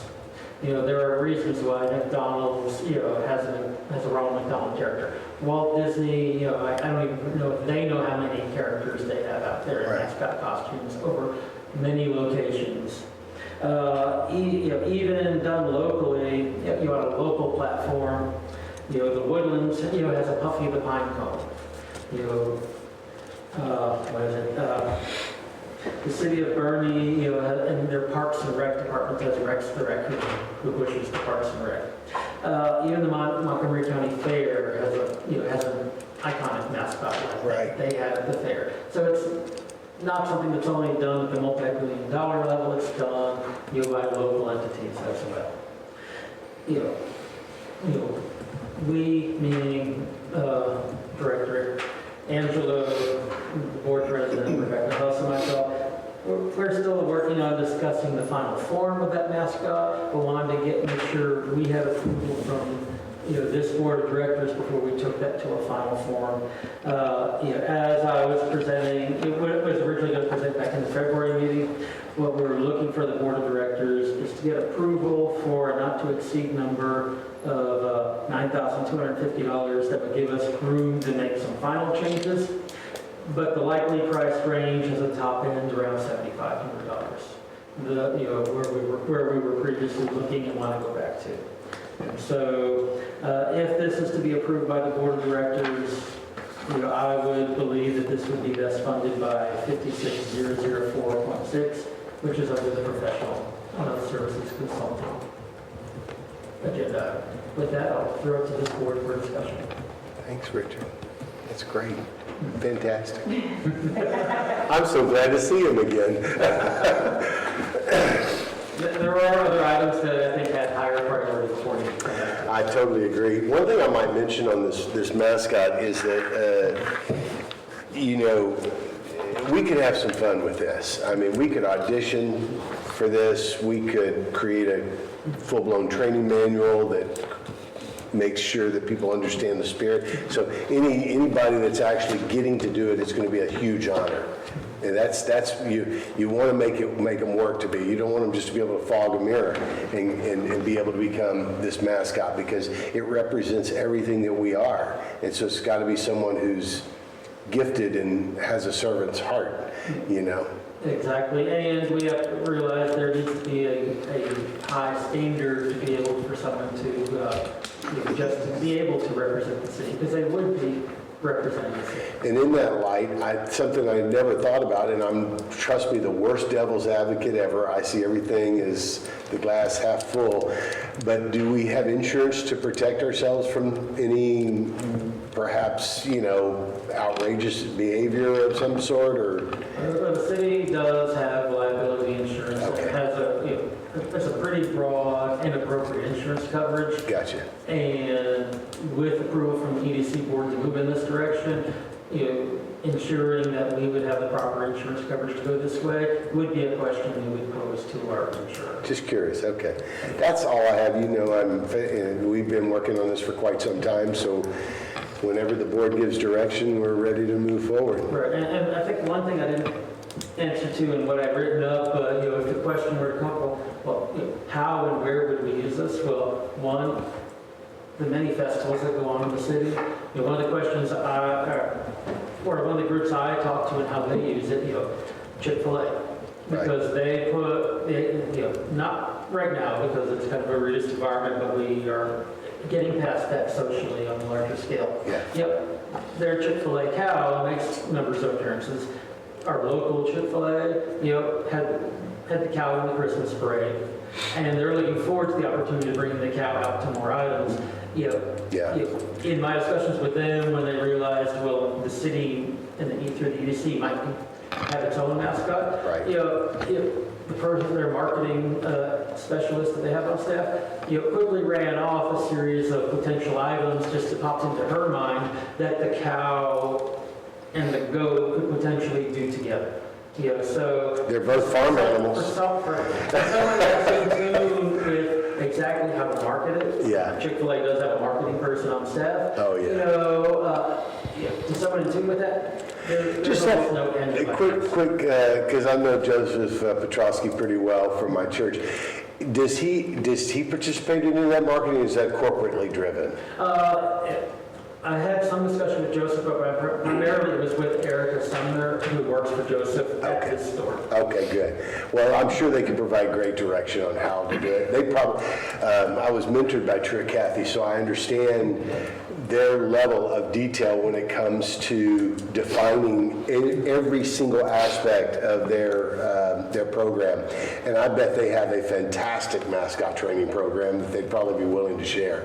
They're always willing to share things like that. So, but I'm interested in what the rest of the board has to say. We love showcasing something fun about our city, and this is, to me, is kind of one of those things. I mean, you can tag along with the mayor for big events, big community outreach events, parades, festivals, things like that. But I think it's going to be well loved. I know this model that we're looking at is just a model, but I would think you would want to keep your color code, red, white, and blue, right? I mean, just like the cow does the same cow thing, then would you be able to regulate it that way? So that every statue, every presentation would be the same, right? Because that's an icon. That's what you're trying to recognize as an icon, right? So the colors would matter. So as what I'm looking at is really the deal? That's the deal. Okay. Yeah, and there might be some more, as we would take it to a final product, there may be some changes, but generally speaking, what you're seeing here it's the concept the companies gave back to us after we had discussion, after we discussed it with them, after they gave us a series of questions about how we considered the mascot, what we thought various attributes and behaviors were, so they were trying to capture what we felt the spirit of the icon was. Right. Yeah. And also, there's an issue of whether or not your mascot wears clothing. And so the real question is, what is your mascot wearing? And that's probably where you get the red, white, and blue. And does your mascot wear your logo? So what is your mascot underneath is not going to be psychedelic red, white, and blue fur. It's going to be probably creamy, hopefully not white, because that's impossible to keep clean. We had all kinds of ideas. We had overalls. We had, you name it. We've been through the gamut, and I think we've sort of settled on something like this so that it gives us a bit of a Texas feel, and it's a very recognizable character, and it's fun. But there are mascots that wear tuxedos if he goes to an awards banquet. Right. I mean, they get serious about this mascot. Even like the Texans mascot, Toro is in different outfits from time to time. You've got the basic look, and then but I think red, white, and blue is a great idea because it's Texas flag. It's very iconic. You're right. You stick to something similar to that, and I have to say that the overall idea did not go over well with me at first until I saw what he was really going for, and it is awfully cute. So Yeah. Anything to add, Carol, Ryan? What do you guys think about this? Nothing? Similar to the Roundabout. Not like the Roundabout. I'm not for the goat. Yeah, At all. I'm a numbers guy, and Yeah, it's hard for me to see how we're going to get, what's the return on investment. You can't really quantify that easily, so I have a hard time seeing us spending $9,000 on a costume for it. And I like the goat, but I'm not a huge fan.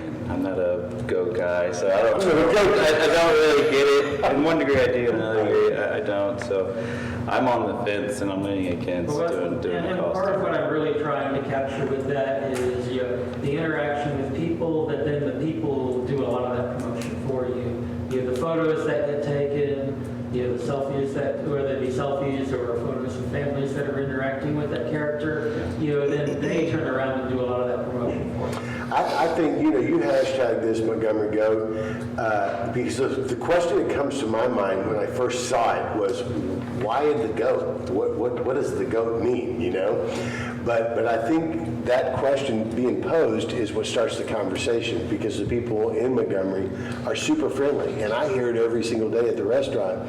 People coming from all over, California, New York, you name it. Michigan last week, all over the place. And they're like, y'all are the most friendly, well, they didn't say y'all, but you guys are the most friendliest people we've ever met. And so they think about that. If our town can embody that same spirit through an icon that sort of gives us, what other we have a roaming Texas flag or something like that. But this thing is so, it's deep in our history, but I think it does provide some level of, it's fun. That's the thing. It says I'm fun when you look at something like that. But, Jeff, in your experience, about how long did the costumes last? well, when you're talking about these costumes, Pierre and even Sugars, these are costumes that will last years. Especially as little as we use them. Of course, when I was in the entertainment world, we used them every single day, and we had them cleaned, every few days there would be a rotation of cleaning, but they'll last for years, at this level. So, as long as you maintain them and keep them clean. And there's certain products that we can use on them, like there's a product called In-Back that sprays them down on the inside. You turn them inside out, spray them down. It kills all odor, kills all bacteria. It puts it in. So unless they spill anything on it, but as long as you keep them clean, they'll stay good forever. You just brush them out from time to time. So it's like 10 years at a reasonable? Well, I don't know about 10, but maybe half that probably. So it doesn't start looking tired. If you're representing the city. But by that time, you will have easily monetized, a few grand. I was going to say, so what I'm asking is, so if it lasts for 5 years, and just rounding the number, so is $2,000 a year an investment worth making in a goat costume that we have people working for free to act in? Yeah, I think that's a fair assessment. Yeah, because the school, Nicole Morgan's, she's the head of whatever Texas's mascot organization is called, and she's willing to do the teaching and set up what we want Monty to be like, what his characteristics are and that kind of thing, and then teach that to the kids. So we have kind of a built-in group of actors, or performers rather. Well, you can definitely take merch off of this, because you're looking at every business that sells merchandise in our area could be carrying Monty products that would be, I think, could become an icon in itself. Just the shot glasses and you name it, But I'm talking about it will drive revenue in other ways because it's so unique. It's not something you'd normally see a city mascot being. And you could even have a little tagline of the story that encourages people to go and dig deeper. But for the most part, talking about the friendliness, of the goat who sort of garnered that. And GOAT is a very popular word right now, the acronym, greatest of all time. So you talk about Tom Brady and all these different, I don't want to go off on that, but it is a very, very popular acronym right now. So greatest of all time, birthplace of the Texas flag. Yeah, and one of your comments there is interesting because I hadn't considered that, but you're saying that he essentially becomes a product line of his own. Right. As a merchandising opportunity. Well, that's what's going through my mind right now. I'd carry Monty merchandise, Although I'm seriously reluctant to get into that business. I might get into the goat mascot business, but not the goat mascot merchandise business. Yeah. With the EDC, I think that might be stretching. Yeah, maybe jumping ahead, but I can tell you that if we licensed it out to where we controlled the products, there could be some fun things. Goat mugs, goat hats, goat. It's just crazy enough to work. I hate to say it. It's crazy enough to work. I think we have a form for that, so we're already licensing the goat icon itself. So a question of mine would be, I think it's a great idea. It's the money in that, but also, are there businesses out there, has anyone talked to that would be willing to not necessarily do a sponsorship, but a donation to have recognition for this. I know someone. Well, yeah, well, I'm just. How much do you need? Okay, we need 9,000. I got two. No, I definitely would sponsor I that. think it'd be fun. I think it'd be great. I think it's a great idea. I mean, if Around the mayor and the festivals and have this and that and that. I'm just looking at the way of Yeah. paying this. no, look, I don't even need the recognition that I'd sponsor it. I just think it's important that we, if the board feels that it's a little too tall of cotton to jump into and then they need a sponsor, then I'd put Hodgepodge up there for $2,000 easy right off the bat and say it on the record. So, I think that helps to mitigate a little bit of the cost if there was a lower number that they were feeling more comfortable with. And if there's other businesses that want to participate, I'm sure there might be, even if it's 500 or, a few hundred or whatever. But yeah, we've got to get behind something. And, if you keep doing the same thing, you're going to keep getting the same results. So we probably need I to, agree with that 100%. I do agree with that. A lot yeah, of things that need to be done to promote the town. yeah, Just warm yeah. feeling to get you out here and then find out how great it is. Yeah, well, I'm a first, I think I have a different perspective because I see it firsthand on a weekly basis of people come in and they're amazed at the friendliness. Friendliness is what is a very infectious character trait. And I think if every business is, and not only with us and the staff and the people, but it also goes throughout the community, like Rindy and Rancher's Daughter and how wonderful. She is always recommending other businesses, in the area to come, and people come in all the time with those recommendations. So anyway, the point is that this is just one extension. And I know it's a far-fetched kind of crazy thing, but it just will work. I think it's that crazy enough to work. I hope. I'm willing to put my money where the mouth is, so With to all the speak. craziness going on in this world, people are wanting to raise their children in towns like this. I can see Yeah. that. Just to, You're right, we're quickly becoming a place where we already were a place where people wanted to be. Now more people are knowing why they want to be in a place like this. well, last thing I want to say about this is I made my living on mascots. First in the entertainment scene, telegram world, then in the Santa Claus and Easter Bunny world. And I can tell you, parents love what their children love. And when children get attached to this goat that's going to be roaming around, I guarantee you everybody's going to want a photo, everybody's going to want to talk about it, and everybody's going to know why a goat. And so that leads to the question, which pushes right front and center in Montgomery. And if you start hashtagging all our posts with this, I promise you it'll pop up on social media all over the place. And that's good stuff. You can't monetize that right now. I understand that. But if you're looking for a sponsor, you need a little help. I'm willing to step in and do what it takes. I don't know if can I do that? I don't know if I can. But if I can, I'll be happy to. Montgomery has a Facebook page. He's just been waiting. Yeah. He's just been waiting for his, at Monty the Montgomery goat. That's part of the thing is no one still knows anything about the goat. And I would hope there would be more push than just this one costume to try to, spread the word on him. And I know there is, but it seems like it's like a small part of, if you have this big idea to make the goat this big mascot, I think more needs to be done than just a mascot costume. But Well, and you're right, but there are multiple items that we're looking at and doing just, but we got to take them, in some sense, got to take them. it seems like a big leap, first leap with the mascot. I feel like you could do more social media stuff or other things before we do a $9,000 investment in something that most people in Montgomery probably don't even know about still. Right. When we moved into Montgomery, I didn't find out about the goat until several months later after living here. That there's a goat statue. What's that all about? That's my first, seeing about it. And I guess the mascot would help with that, but it just seems like a big investment for something that has not really been pushed up until this moment. It doesn't seem like so.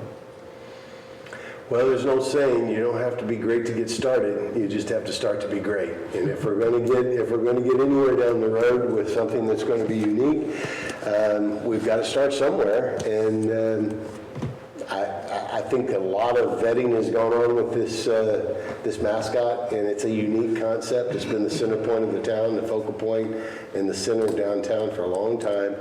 And like I said, it's not well known, but I didn't even know about it. But once I found out about it, it's so quirky, it's fun, and it's easy to get behind something that's fun.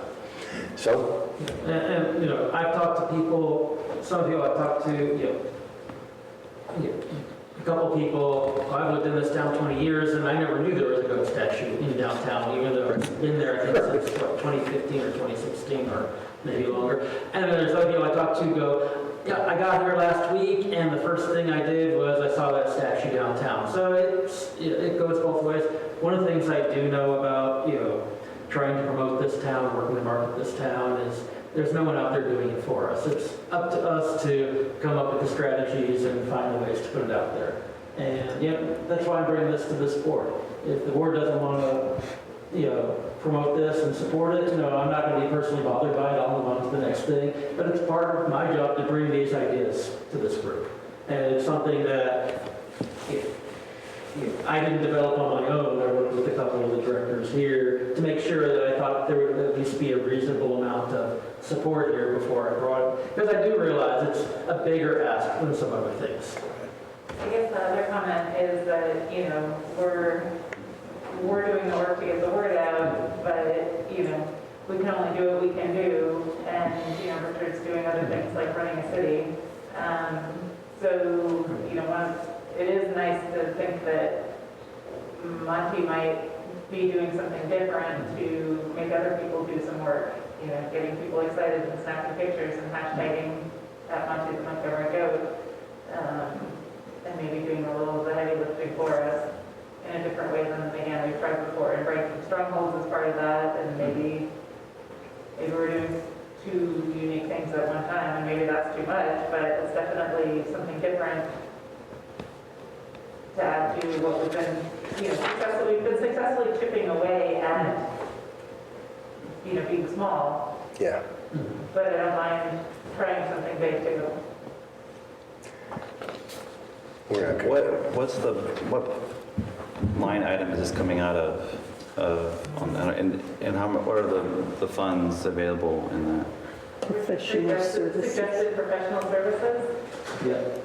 Professional services, which was budgeted for the year at $49,000. We've just tapped 9,500 of it for breaking strongholds.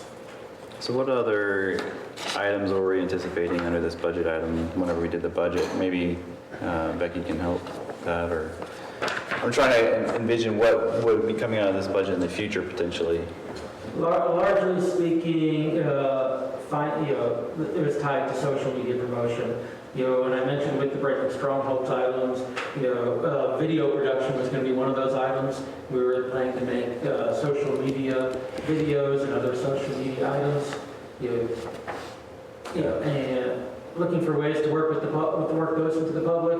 With the pandemic and other directions, you know, a lot of that didn't happen for this budget year. And so that's why there's, you know, the bulk of almost all the funds is available. You have a breakdown on what the videos and all that could cost out of the budget, I mean, just a roundabout? Well, when we put the budget together, we were thinking about contracting out to make various social media videos, and that did not happen. So right now, the only video with that, you know, is with the Breaking Strongholds, which. So I think they're contemplating $500 a week, one video per week at $500 each. So that was $2,000 a What line month. item So is that that? happened pretty quickly. 53? It's right at the bottom, it's 5600.4.6. Oh, okay, So I it's see. 19 of our overall.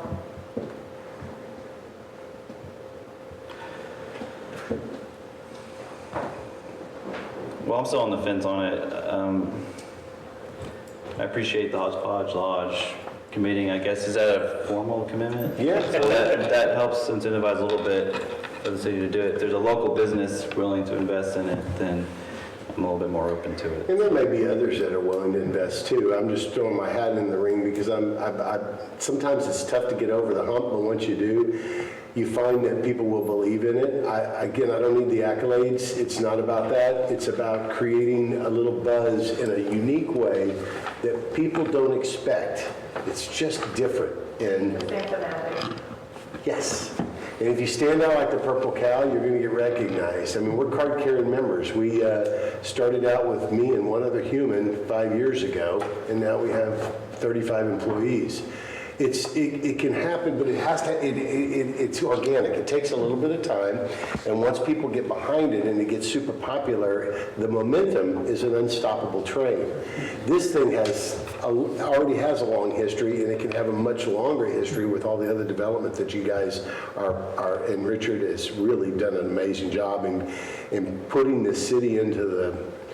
It's a small area, but you're giving it a chance to be something bigger than it ever thought it could be. And little things like this, they'll come and go, but eventually this is one of those things that will stick around for a while. And that's what I love about it. It's got legs, so to speak. And it's not literally, but Yeah. And so what I'm trying to do is give you things that have that spark that can become more than what you put into it.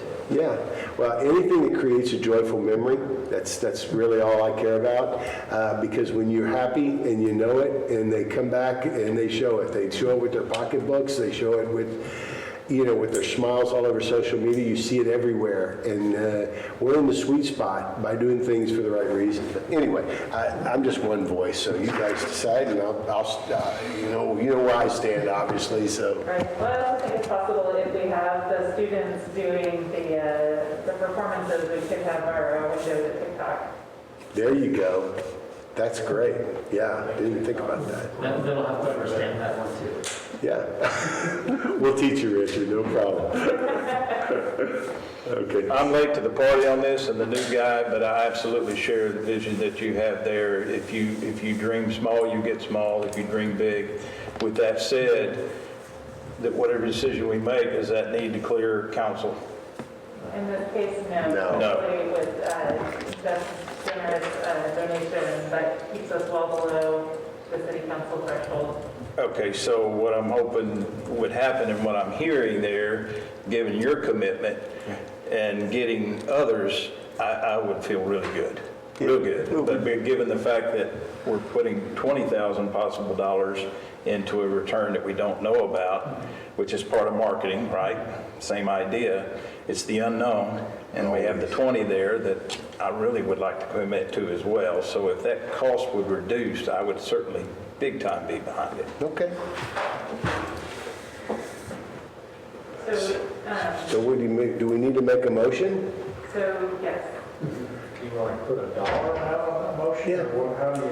Well, in terms of this item, I was asking for a dollar amount. This is- So on page 88, he has a dollar amount of $9,250, but if Jeff's donations is formalized, that would be $7,250. So someone make that motion, but yeah, no, I'm committing to $2,000 towards that project.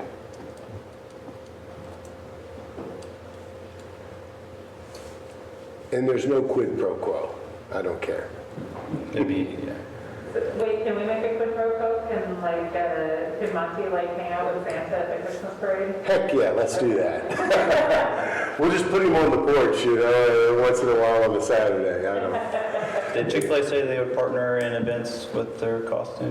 Did you Who's say that? The Chick-fil-A owners, that would they be willing to participate in I haven't spoken to them, but maybe Richard has some intel. I can't promise that they would commit to that, but there was definitely interest in ways that Chick-fil-A is looking for ways to do things that help identify with the town, and they were excited at the prospect that we might have a mascot to find ways to interact. So I can't say that they have promised to do that, but I do highly suspect that they would look for ways to. You have Monty and the Chick-fil-A cow holding hands coming down a parade. I mean, it just doesn't get any better It's too than good that. of a photo opportunity for, I think, either side of that Yeah, side. I mean, and I'll talk to Joseph. I'm sure there's no question he would jump on So stuff like I'm that. sure we could devise contests, Yeah. like, Yeah. jumping or. Yeah, yeah. We could do all sorts of silly things. It's not really that much work to create some fun interactions, so. I mean, I'm already working with another project that Joseph has committed financially to, that is a partnership of the city, Yeah. And Chick-fil-A. Exactly. Yeah, like the So- quilt, is it the quilt thing or is it a No. different thing? Well, he's committed to that too, It's so, another yeah, he's all in on the city, so, yeah. And in fact, Chick-fil-A plans to unveil that in the next day or two. Fantastic. Well, all right, so who makes the motion? Somebody besides me. There's a local real estate development company that'll probably put in the 250. I'll make a motion that the MEDC do $7,000 towards the mascot. Okay, I'll second. We have a motion and second that the MEDC fund up to $7,000 for a mascot costume. This motion is debatable, amendable, and requires a majority vote. Any further discussion on this item? Hearing none, I will call for a vote. All those in favor of the MEDC funding up to $7,000 for a mascot costume, say aye. Aye. Aye. Those opposed, say no. No. The motion carries 5-1, and the MEDC will be funding up to $7,000 for a mascot costume. The lone no is Ms. Langley. Richard, would you like to go on to the next item within this category? Yes, ma'am. Just one, page 2.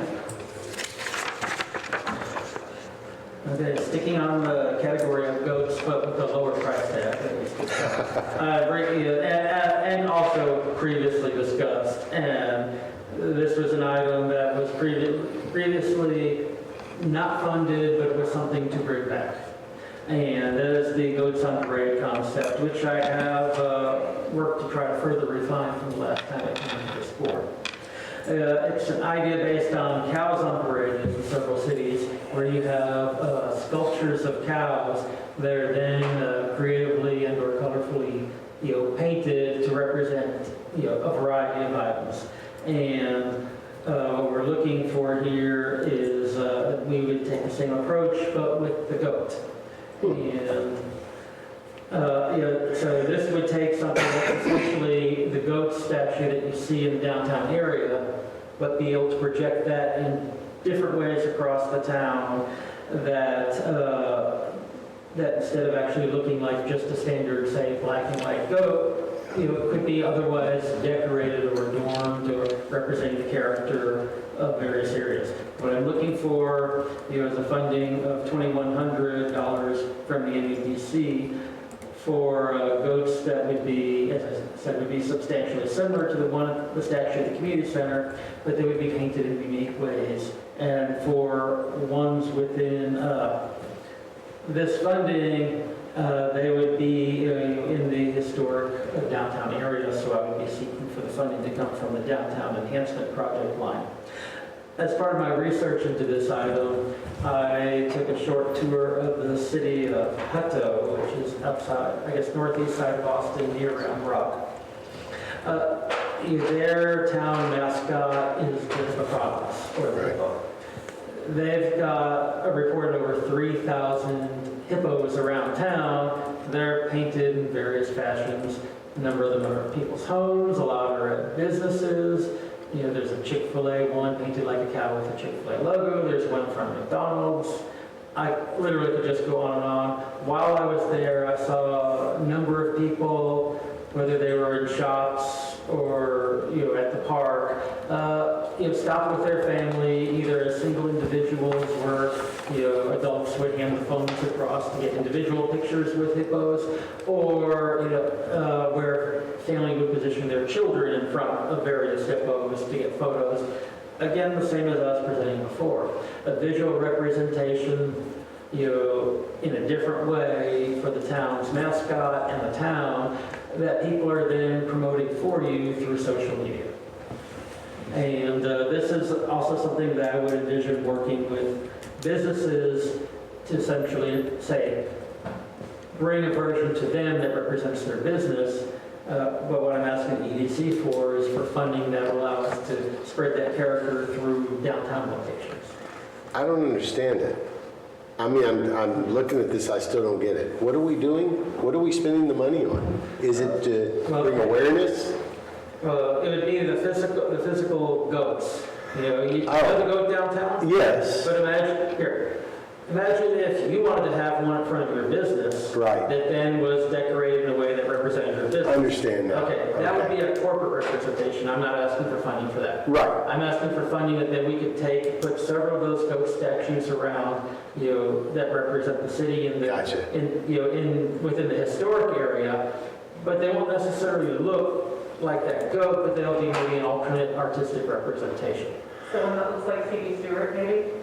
That's a possibility, or one that's essentially a Texas flag, or could be various other. I mean, if we're trying to create an icon, I don't know if we want to start just yet. It's not even an icon yet. Do we want to start changing it up just yet? Maybe, I don't know if that's a good idea. That's kind of what I was alluding to before. You're trying to get some sort of icon out there, Right, recognizable, right? Yeah. I would say that being an old coach, Hutto Hippos, that in favor of them, their school and their city celebrate hippos. Yeah. Here, we don't have We that. got bears and we got Bears and lions, lions. but we don't have goats yet.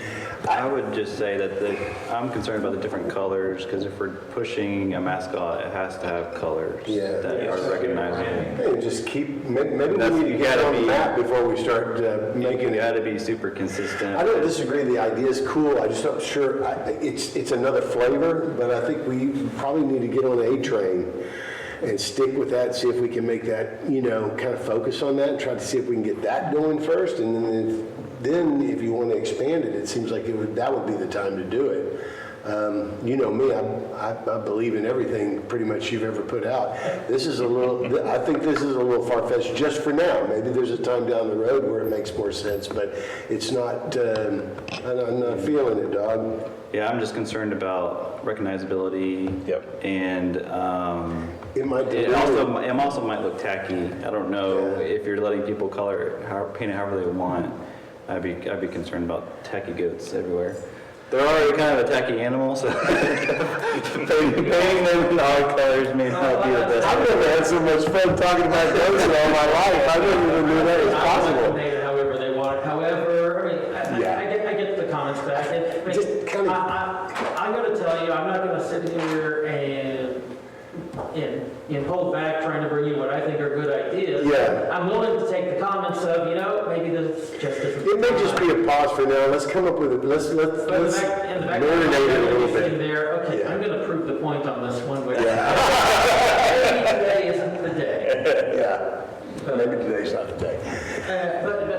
But then you also know, I'm willing to bring you ideas that I think are potentially positive for the city and for this corporation. Richard, I would- And I need to hear back from y'all. Yeah. You're a group of individuals that don't necessarily have the same point of view I have. Right. Well, listen, there are no bad ideas.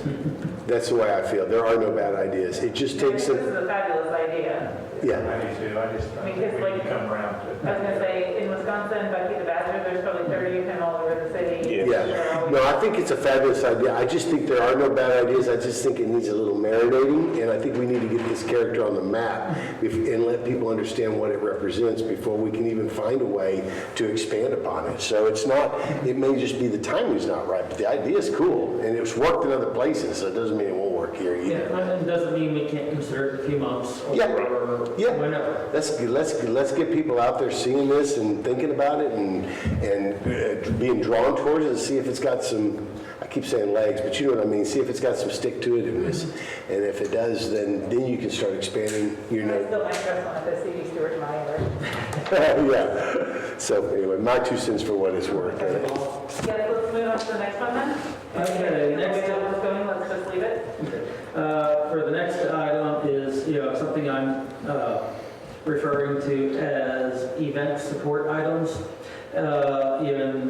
In the terms of putting on events that the city is involved in, it's come to our attention that there's some hardware needs that has application across more than one event. There were some things we acquired, purchased, say, for doing, like the Christmas event at the park, Right. that that were specifically tuned for that event. But as we go on and on with events, there are some primarily safety-related items, whether they be vehicle safety, pedestrian safety, even personal safety. We're needing to put hand sanitizer out at locations. And if you just put a couple bottles out on tables, those bottles will walk off. Correct. You need to have something that, like we have in the lobby, More commercial. some kind of a dispenser that can be fixed to a point, movable with the event, set up and take down, but not really movable during the event. And so it's these kind of safety items that I want to take the events category, which is 56002.3 of the budget. Coming into tonight, I had a remaining $16,700 that was unallocated, and provide initial funding for event support items. That would be the items that are this type of item that would be used at multiple festivals. Some of it might be, as I said, pedestrian safety related. It could be as simple as we noticed, that we needed something to lay across cables so it wasn't a tripping hazard, where you have electronics and lights and a generator over here, that kind of thing. They may become barricades to help keep traffic from going through a certain area that we would use at multiple events. Yeah, that's Things good. like that. That's good. That's money well spent. What do you think, Karen? Yeah. Yes. Yeah, Good to me. I'm in favor of that for sure. What about you, Ryan? Safety? Yeah. Sorry, we don't have that much money in the events category because Anthony did not put the foot walk in. Okay. So that's not allocated yet, so definitely have to knock that down a little bit. And is $2,000 enough? Because we've talked at Christmas time about needing some larger barricades and that sort of thing, so. I was thinking of that as a starting number without wanting to take too much of those funds out. I wasn't aware that Anthony hadn't allocated, but we'll walk into the number that he had given me. So it might be better to start at that point, and if we have others, to bring back to the EDC board. Okay. I think it's a good idea generally, because there are things that, could be used by everything and amortized across, but it's hard to do that within a line item for an event, like X event, and then I'm going to use it next fiscal year. Oh wait, but I use this for this, but I only use 1/10 of its life for this, and I'm going to use it, 5 years from now. You can't really do that, so it makes sense to. Can we make a motion on this? Is okay?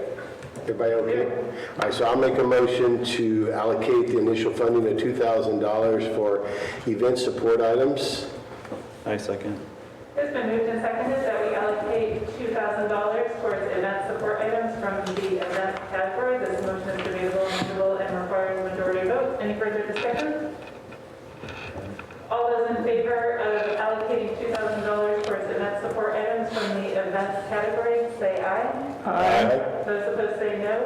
The motion passes unanimously, and we will allocate $2,000 from the event category to event support items. Okay, the next item is movie night. We're looking to conducting, we have 5 nights for movie night in the current budget cycle, starting May 22nd, 2021. So I guess I'm probably a bit late bringing this to you in terms of how the calendar developed. It'll be held outdoors on Saturday nights at the community center. There'll be no charge for the public to attend this event. The cost for putting on each event would be $375 for each of 5 days. Also requesting $50 for social media advertising costs, which is a total of $1,925 for this authorization. Each of these would be sponsored by a local business who will assist in setting up and conducting the event. This local sponsor, they would set up the equipment, present the movie, take down the equipment. Their sponsorship activities would eliminate approximately 4 hours of Public Works staff overtime expenses. And I would recommend funding from the event come also from the unallocated events category in the budget for $1,925. We did this last year, didn't we? How well was it, or 2 years ago? 2 years ago. Yeah, how well was it attended? Do you recall? I want to say around 100, 150. Oh, yeah. Very well. Was it Ms. Skinner who helped? Ms. put it? Skinner did a lot. Put Yes. that on? And She what did is it, like a big outdoor screen or something? Yeah. Okay. Yeah, But they it's- set it up on a table, they have a sound system, and they turn off the lights at the community center once everyone's set, and then they play the movie, and That's great. Do they have like snacks and things like that that they can get, or is there any? so one year the Cub Scouts sold popcorn, but hardly anyone bought it, so I think people will bring their own snacks. They Gotcha. bring their own And you can bring a Blankets. blanket or chair. chair. Okay, so just sit outside and watch the movie. Is there alternate rain dates, or you just, yeah? So if you cancel a movie, so swank is the equivalent of the people who gouge you for music prices. Yes. So you have a year from when you cancel to reshow your movie. Right. If it rains. Okay, good. Okay, good. So you have to kind of work around the community center rental calendar, so it's not exactly, So are these funds are just labor-related funds, or are they also for? the movie rental fee from Swank. Oh, the movie rental fee, okay. Yeah, because we're presenting it in a public venue. Yeah, you gotta pay for You it. gotta pay, we're paying for the rights to show it. Right. Yeah. How much does it cost per movie, just out of curiosity? Is it by? It depends on how new the movie is and Alright. who the distributor is. So Disney movies cost more than whoever. So the first two are going to be the Jumanji movies. Okay. Shannon Salisbury is the person who's sponsoring the first two. And he picked Jumanji Next Level, and I can't remember what the first Do we one have was. sponsors already for any of this?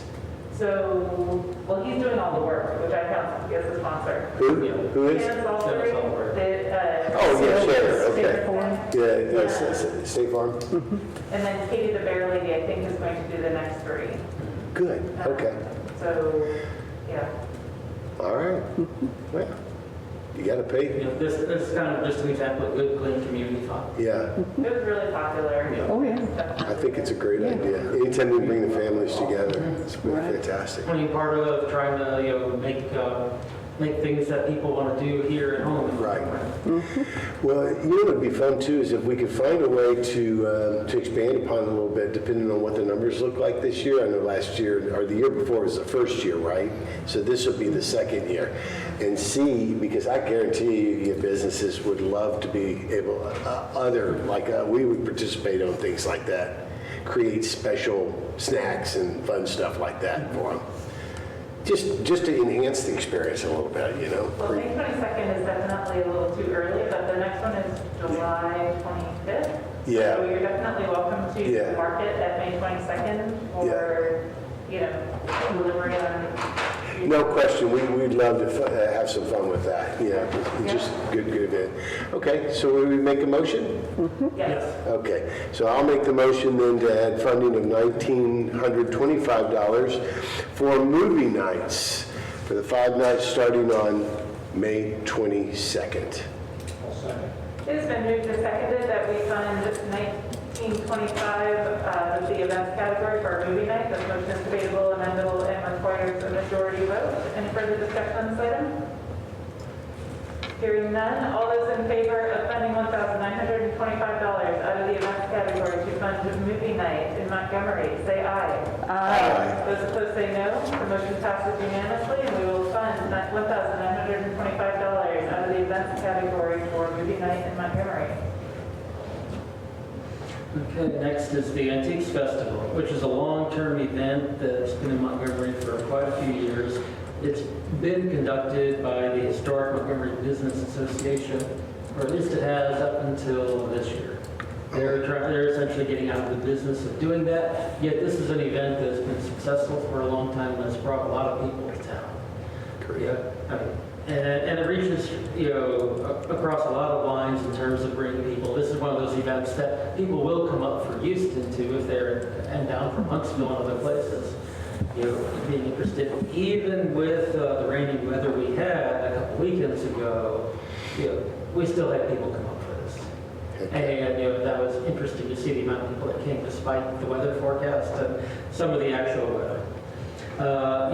So they were actually considering canceling the event this year and just walking away from it. And knowing the amount of businesses that, people that have brought, that help local businesses, I want to find a way to continue it. And so worked with them in terms of partner from the city and to continue this event. So it happened this year and try to make it a city event going forward. So it'll be a city-sponsored event that I'm asking you that the EDC can help provide some event funding for. What we had for this year's event, the city expended $225 in Facebook advertising, $2,358.77 in wages that came partly from Public Works, partly from the police department, and approximately $300 to $400 in additional materials expenses used in set up and operating the event, and we don't have final receipts on that, so I do have that price range. So I'd like to ask that the MEDC would consider reimbursing the city and taking this on as a sponsored event, like it does with other events, and with a not to exceed number of up to $3,000, which would allow that $300 to $400 range up to $416.23 to fill in that gap. And so, Any numbers on who came to the city for that event? I mean, is it hard to quantify? I mean, what did the vendors have to say? I know it was rain out the first day, pretty much. I didn't have too many direct conversations with the vendors, but I know our board president did with some of them. Did you have any input from that? I mean, some of the people did phenomenally well. There was a guy who sold furniture, and he sold $10,000 worth of furniture on Saturday. I mean, it was stunning. And the lady with the really pretty jewelry sold $6,000 on Sunday. Yeah, I talked to Miles Marks, and he said he didn't do that great the first day. I didn't check with him on the second day because he was just He always having really it. struggles because it doesn't really go over to Prairie as easily. I know. It really seems to stay on. You need to be on the main drag. Yeah, I agree. Because even the people over on the other side of 149 don't see as much of a thing. Although they did well on Friday. I think everyone who had indoor space on Friday did well. I thought it was very well set up, though. The tents looked so professional. I just thought it was super. That's kind of what I was hoping with the mud bugs, to have that look, with the tents and everything. It's so clean looking. But I know a lot of people came that we were inundated. I'm not even kidding. It was a lot of people there. Now, it was smaller this year due to the weather, you think, or due to I think COVID? So there were definitely people calling and canceling at the last minute because the way that they used to do things was you had to pay half down to reserve your space, but then you Right. could pay the other half until you showed up to move in. Right. Well, people looking at the weather, it was supposed to be terrible all weekend, so they just don't show up. Well, Yeah. we've already paid to have the tents installed, Right. so there's no financial risk on their part and tons of financial risk on our part. So that seems like a really dodgy way to do it. So that was a problem. So we probably lost 6 or 8 people that way. And then COVID has been really hard on the small dealers.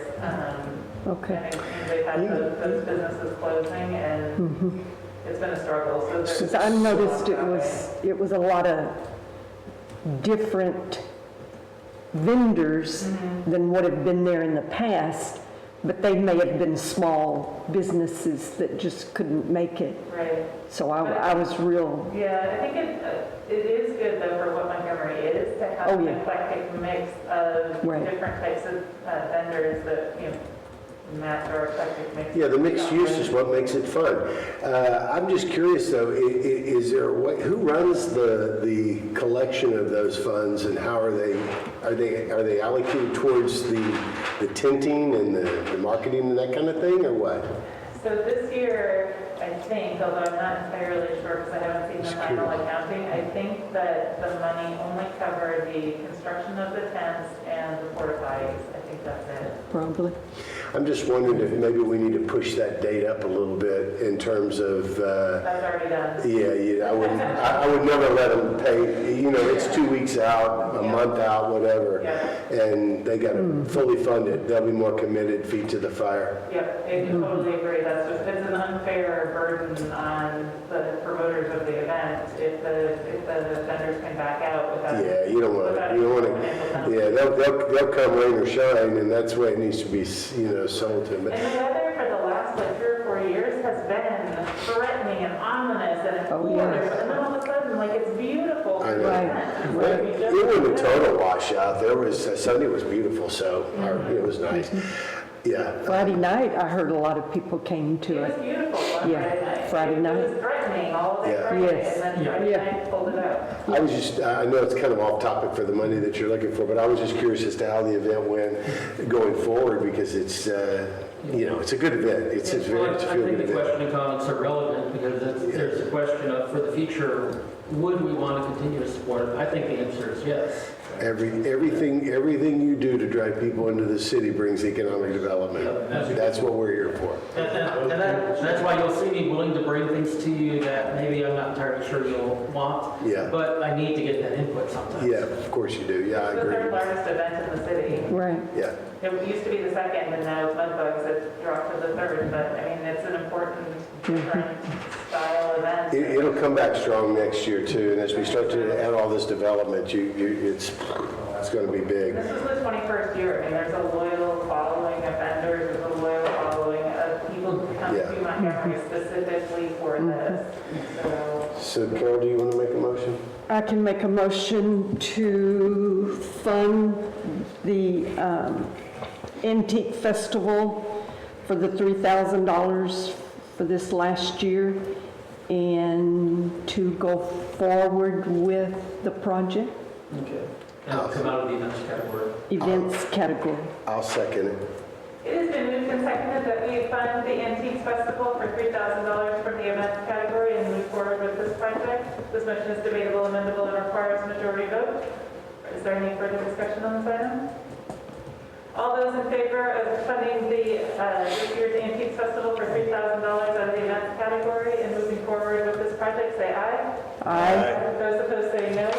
The motion carries unanimously, and we will fund this year's Antiques Festival for $3,000 out of the events category and move forward with this project next year. Okay, downtown enhancement projects. I know by now you're wondering if this agenda item is ever going to end. And it will with this item. I don't have a specific request for this item at this time, and so I'm not asking for specific action. But I do want to mention the downtown enhancement projects item that's been allocated at $30,000 in the current year budget. We are looking at some items, we've got, I think, about 4 months left, plus Right. this month in the fiscal year. A priority will be given likely to items that would not have to be replaced with upcoming downtown work, but can still provide immediate or near immediate enhancement and some public benefit. We're looking at ways that can help present maybe the presentability of downtown, maybe help enhance its operation at different times. And I also wanted to mention, you may see in the next month or two an agenda, that's something coming for this category, to kind of put it on your radar for that. Okay. Downtown enhancements, what's been done in the past, just out of curiosity? Carol, you've been here forever. What have they done in the past for stuff like that? They did some planners one year. That hasn't been, but maybe in the last 3 or 4 years, maybe 5 years. Well, I've been gone 6, so it was before. Gotcha. I got off working with the city, so it's been more than 6 years. We have redone McGowan Street 4 times And so it's terrible. and still has not gotten it worth driving on. What do you think the most bang for the buck would be for something like, I mean, $30,000 is pretty significant. You could probably do some pretty fun stuff. What would you think would be, I mean, got any ideas at all? A bubble machine? I mean, anything? What do you think, Rebecca? The pavilion. Is there something that we could do to work on the pavilion? We could certainly dress that up and both improve its presentability and make it an area that's more attractive. Well, and like add like lights, speakers, Heck, yeah. Yeah. Sound system, more What out, pavilion are you talking about? Yeah, the one where the they- town and college. maybe. Now, maybe- it's on city property, is that correct? Well, not Or really. It's on lease. It's on city leased property. Yes, that's right. Part of the lease is that, we have the ability to maintain that Right. and do these things to it. True. Maybe extend the lease and then spend money. So is the covering itself, is it weatherproof for the most part on the top? No, there are lots of holes in it. If you stand in it, it looks like it was removed, so there's like nail holes and stuff like that, so maybe. It's just old tin that I mean, they, it's put up beautiful, there. it's painted and that's Is the things you have is to it know. presentable though, you think, or could it be use an update? oh, we could use an I update. mean, I know we could get some community involvement with that too. I remember our church painted it a few years ago, painted all the lights downtown and all that. But I'm just, you're talking about, like having some truss up there with some outdoor speakers that could be used for events and stuff like that. That's a great idea for using the funds. Do we have bands and other types of things show up there from time to time, maybe? Every Thursday night, it's Sip and Stroll. Besides, yeah, so the Sip and Stroll groups, are all bands Yeah. over there? Uh-huh. I'm One of always the crazy working. ideas is I'd love to have a gospel brunch thing that happened every Sunday, but I don't have the bandwidth to make that happen. A what? Gospel brunch, Yeah. Right there. I think that'd be awesome, because every year TJ has the most amazing singers come in January, and Yeah. they go back to their churches, and I never see them again. Then never see 'em again. And I'd love to have them perform. So it's a little bit of an open platform to try to figure out how to allocate that 30,000. Or even just trash cans that we buy and then put in a warehouse, and, because although the guys fix those trash cans pretty good with. Well, that's good to know. Yeah. And I think some funding for this category could come from some of, the Gunda recommendations. Right. But some of it obviously, just see if I can get it. That's down the road, right, for the most part? I mean, if we can get some, But it's, from Gunda, it's still before the end of the fiscal year. okay. And really, if we don't use this money, it's not like we lose it. It goes Right. into our bank account, which is accumulated reserves that we use for projects, to fund projects that cost more than we would earn in a No, year. that makes sense. It's not a use it or lose it. What do you think, numbers guy? Hang on. Well, on the topic, Richard and I had talked about, we've got surplus cash kind of we're sitting on, and I'd like to be able to maybe allocate that money for, a downtown. I don't know, we got all this, we got cash laying around, there's no really firm allocation for those funds. And I'm thinking like something like this, do we need to save it for a future bigger project, or do we want to spend it on these smaller projects? And it's hard for me to really visualize or understand exactly how much money we have allocated for a bigger downtown development project versus, or do we just have $30,000 to do this? I don't know, because we could wrap improving the pavilion in with the bigger scope of improving the whole downtown. Yeah, But we've got money there that we don't really have set aside for these things other than the $30,000. In the back of my mind, I know we've got more than $30,000 for downtown Well, Larry, improvements. how much does everything we want to do with downtown cost? Well, we're gonna piecemeal it, right? You have, yeah, what about seating and things like that? Is there been There's given benches down there just, in areas scattered throughout the town. that's the reason I never stop down there when I hear the bands, is because there's no place to sit. Oh, yeah, yeah. There are on the Yes. sidewalk, but I'm saying around the pavilion itself. I guess, The whole concrete or the stone wall. Yeah. Yeah, so you're right, there's not A any, little more structured seating might yeah.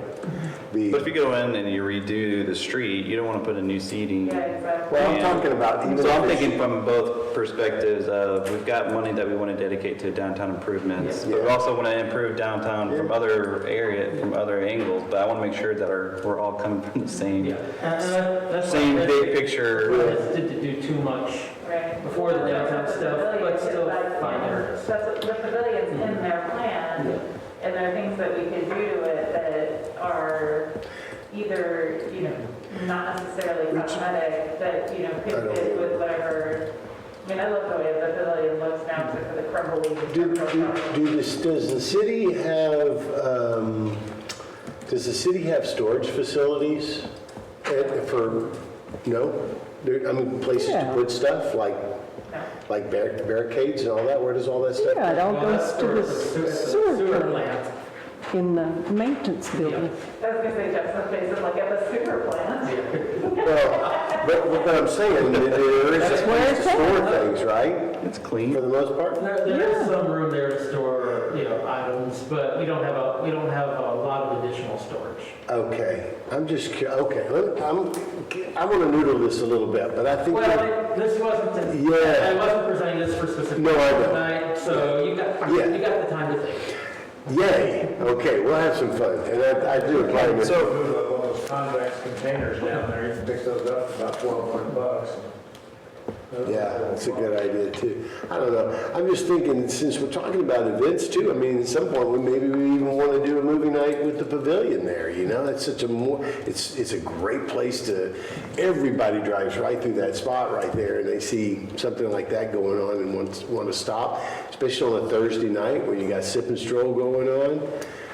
I don't know, just spitballing, but, okay, I just like the bigger picture of what's going on. yeah. I'm not really, I'm definitely for, improving downtown. I just want to make sure we're. Right, and that's one of the reasons, I've been such a foot dragger and canceller of some of these other stupid projects to spend money, like, just rolling another layer of asphalt on my town, because it's like, well, like Carol said, you've done it before, and it didn't Yeah. work, because it all just like up again. 4 times. 2-foot sidewalk down Pepper, it's like, Yeah. well, if you look at the project that those guys said, you have to, the cover should be this wide, and then, you have a little bit of this, and then, so your sidewalk needs to be here instead of here. It's like, don't spend money if you're gonna tear it all up again in 10 years. Yeah, It makes that no all makes sense. sense. And So I- especially whenever you want to invest in that infrastructure in a future date, you don't want to spend, piecemealing it right now. You want to be able to do it right You need at to the have right a plan. time. So even Yeah. if you're putting a sidewalk in, you're like, okay, so my road should be this wide, it's going to be here, and then I'm gonna have to cover this here, so my sidewalk should be,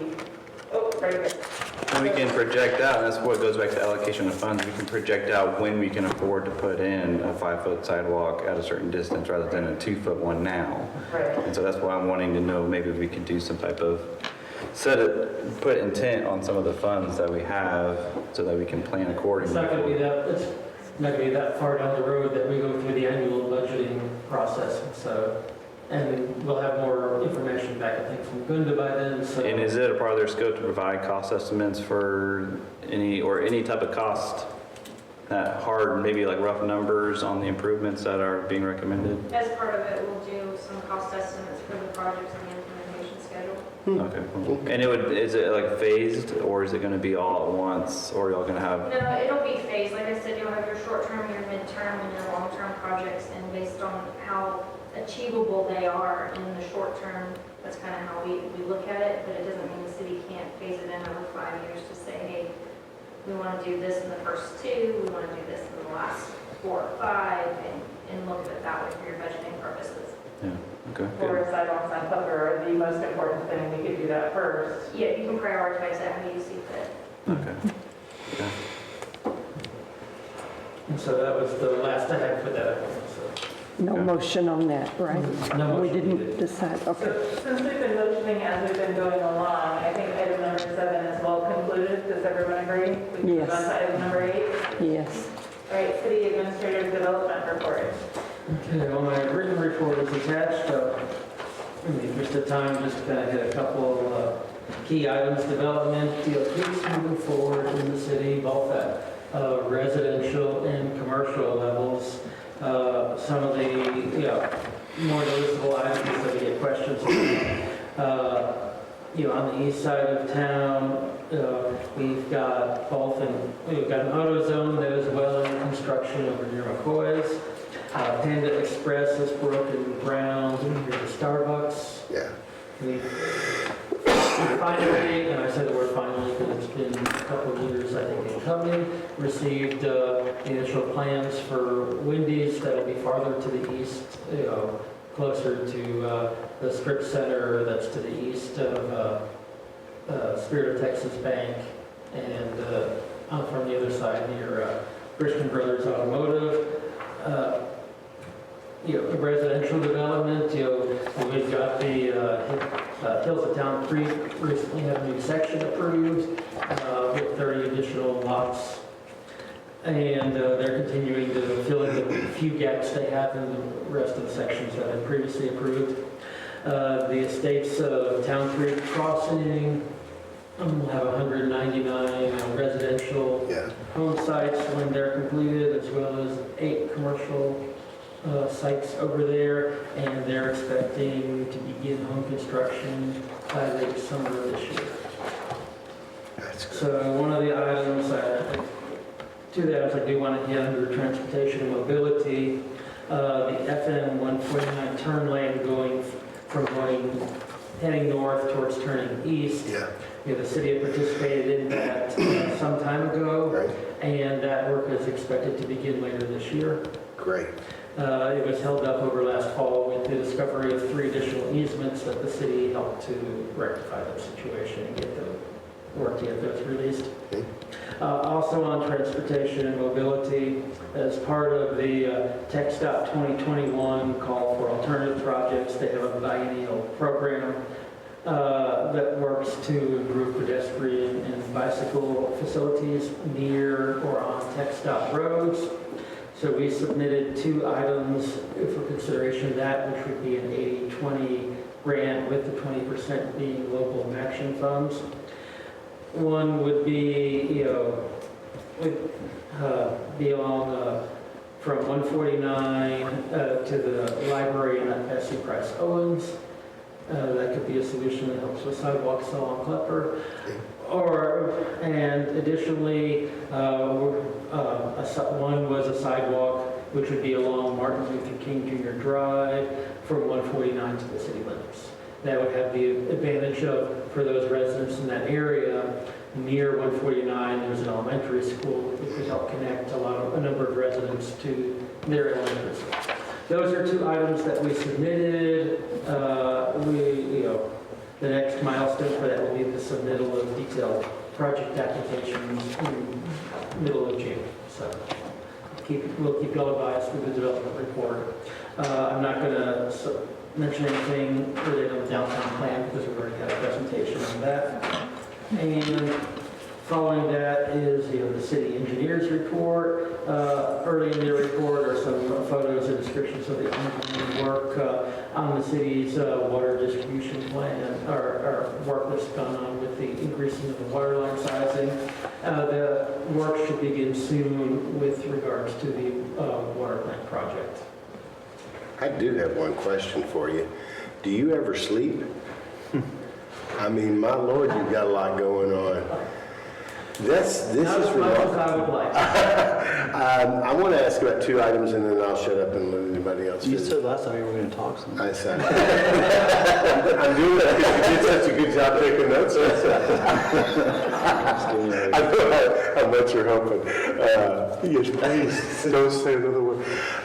The Montgomery Food Park truck and the move over Montgomery and is it the Cammer track development? Can you just highlight a few things on that as far as what's going on and when? Okay, well, the Montgomery Food Truck Park is an item that came to us. Been a while, I know. It has been. We heard some rumor that it might not develop.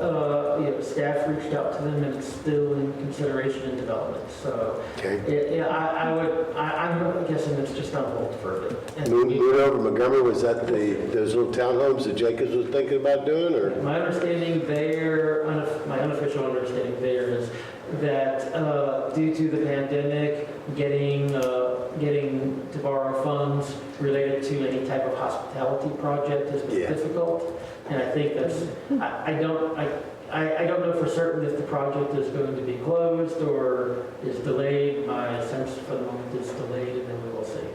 Yeah, I talked to him the other day, he was having dinner. I think it's going to be a while. The camera track, the development potentially on the farther west side of town, roughly speaking south of Montgomery High School. It's an area partly in, partly out of the city limits.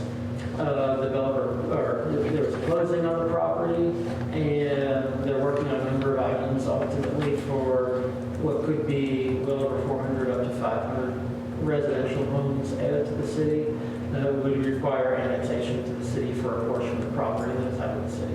That's awesome. Is that going to be a mixed-use type development, or is it just strictly homes? It is going to be probably almost strictly homes. It's still very early in the process. Gotcha. They're very likely to be large lot homes. Large homes, okay, great. Fantastic. All right. I'm done. Was it, I think it was TJ in the city council meeting asked about the HEB, anything on that? We have nothing official on that. That's the property that's On FM 2854 and say Highway 105 on the southeast. right on the southeast corner of that. Yeah. Yeah. I was reached out to, not by someone with HEB. Some of the pad sites up front are owned by a different developer. They would be, like you would see with a large shopping center, and then there are some other items that are up closer to the road. They have reached out to me with regards to water and sewer availability and growth in the area. And it was following discussing that with me, they were going to be reaching out to HEB to check with them on their schedule. I've not heard anything back from either party, but it sounded to me like they were asking a lot of questions as to how ready would the city be to provide services if we decide to move forward. Cool. That's encouraging. I took that as encouraging, but there is no commitment.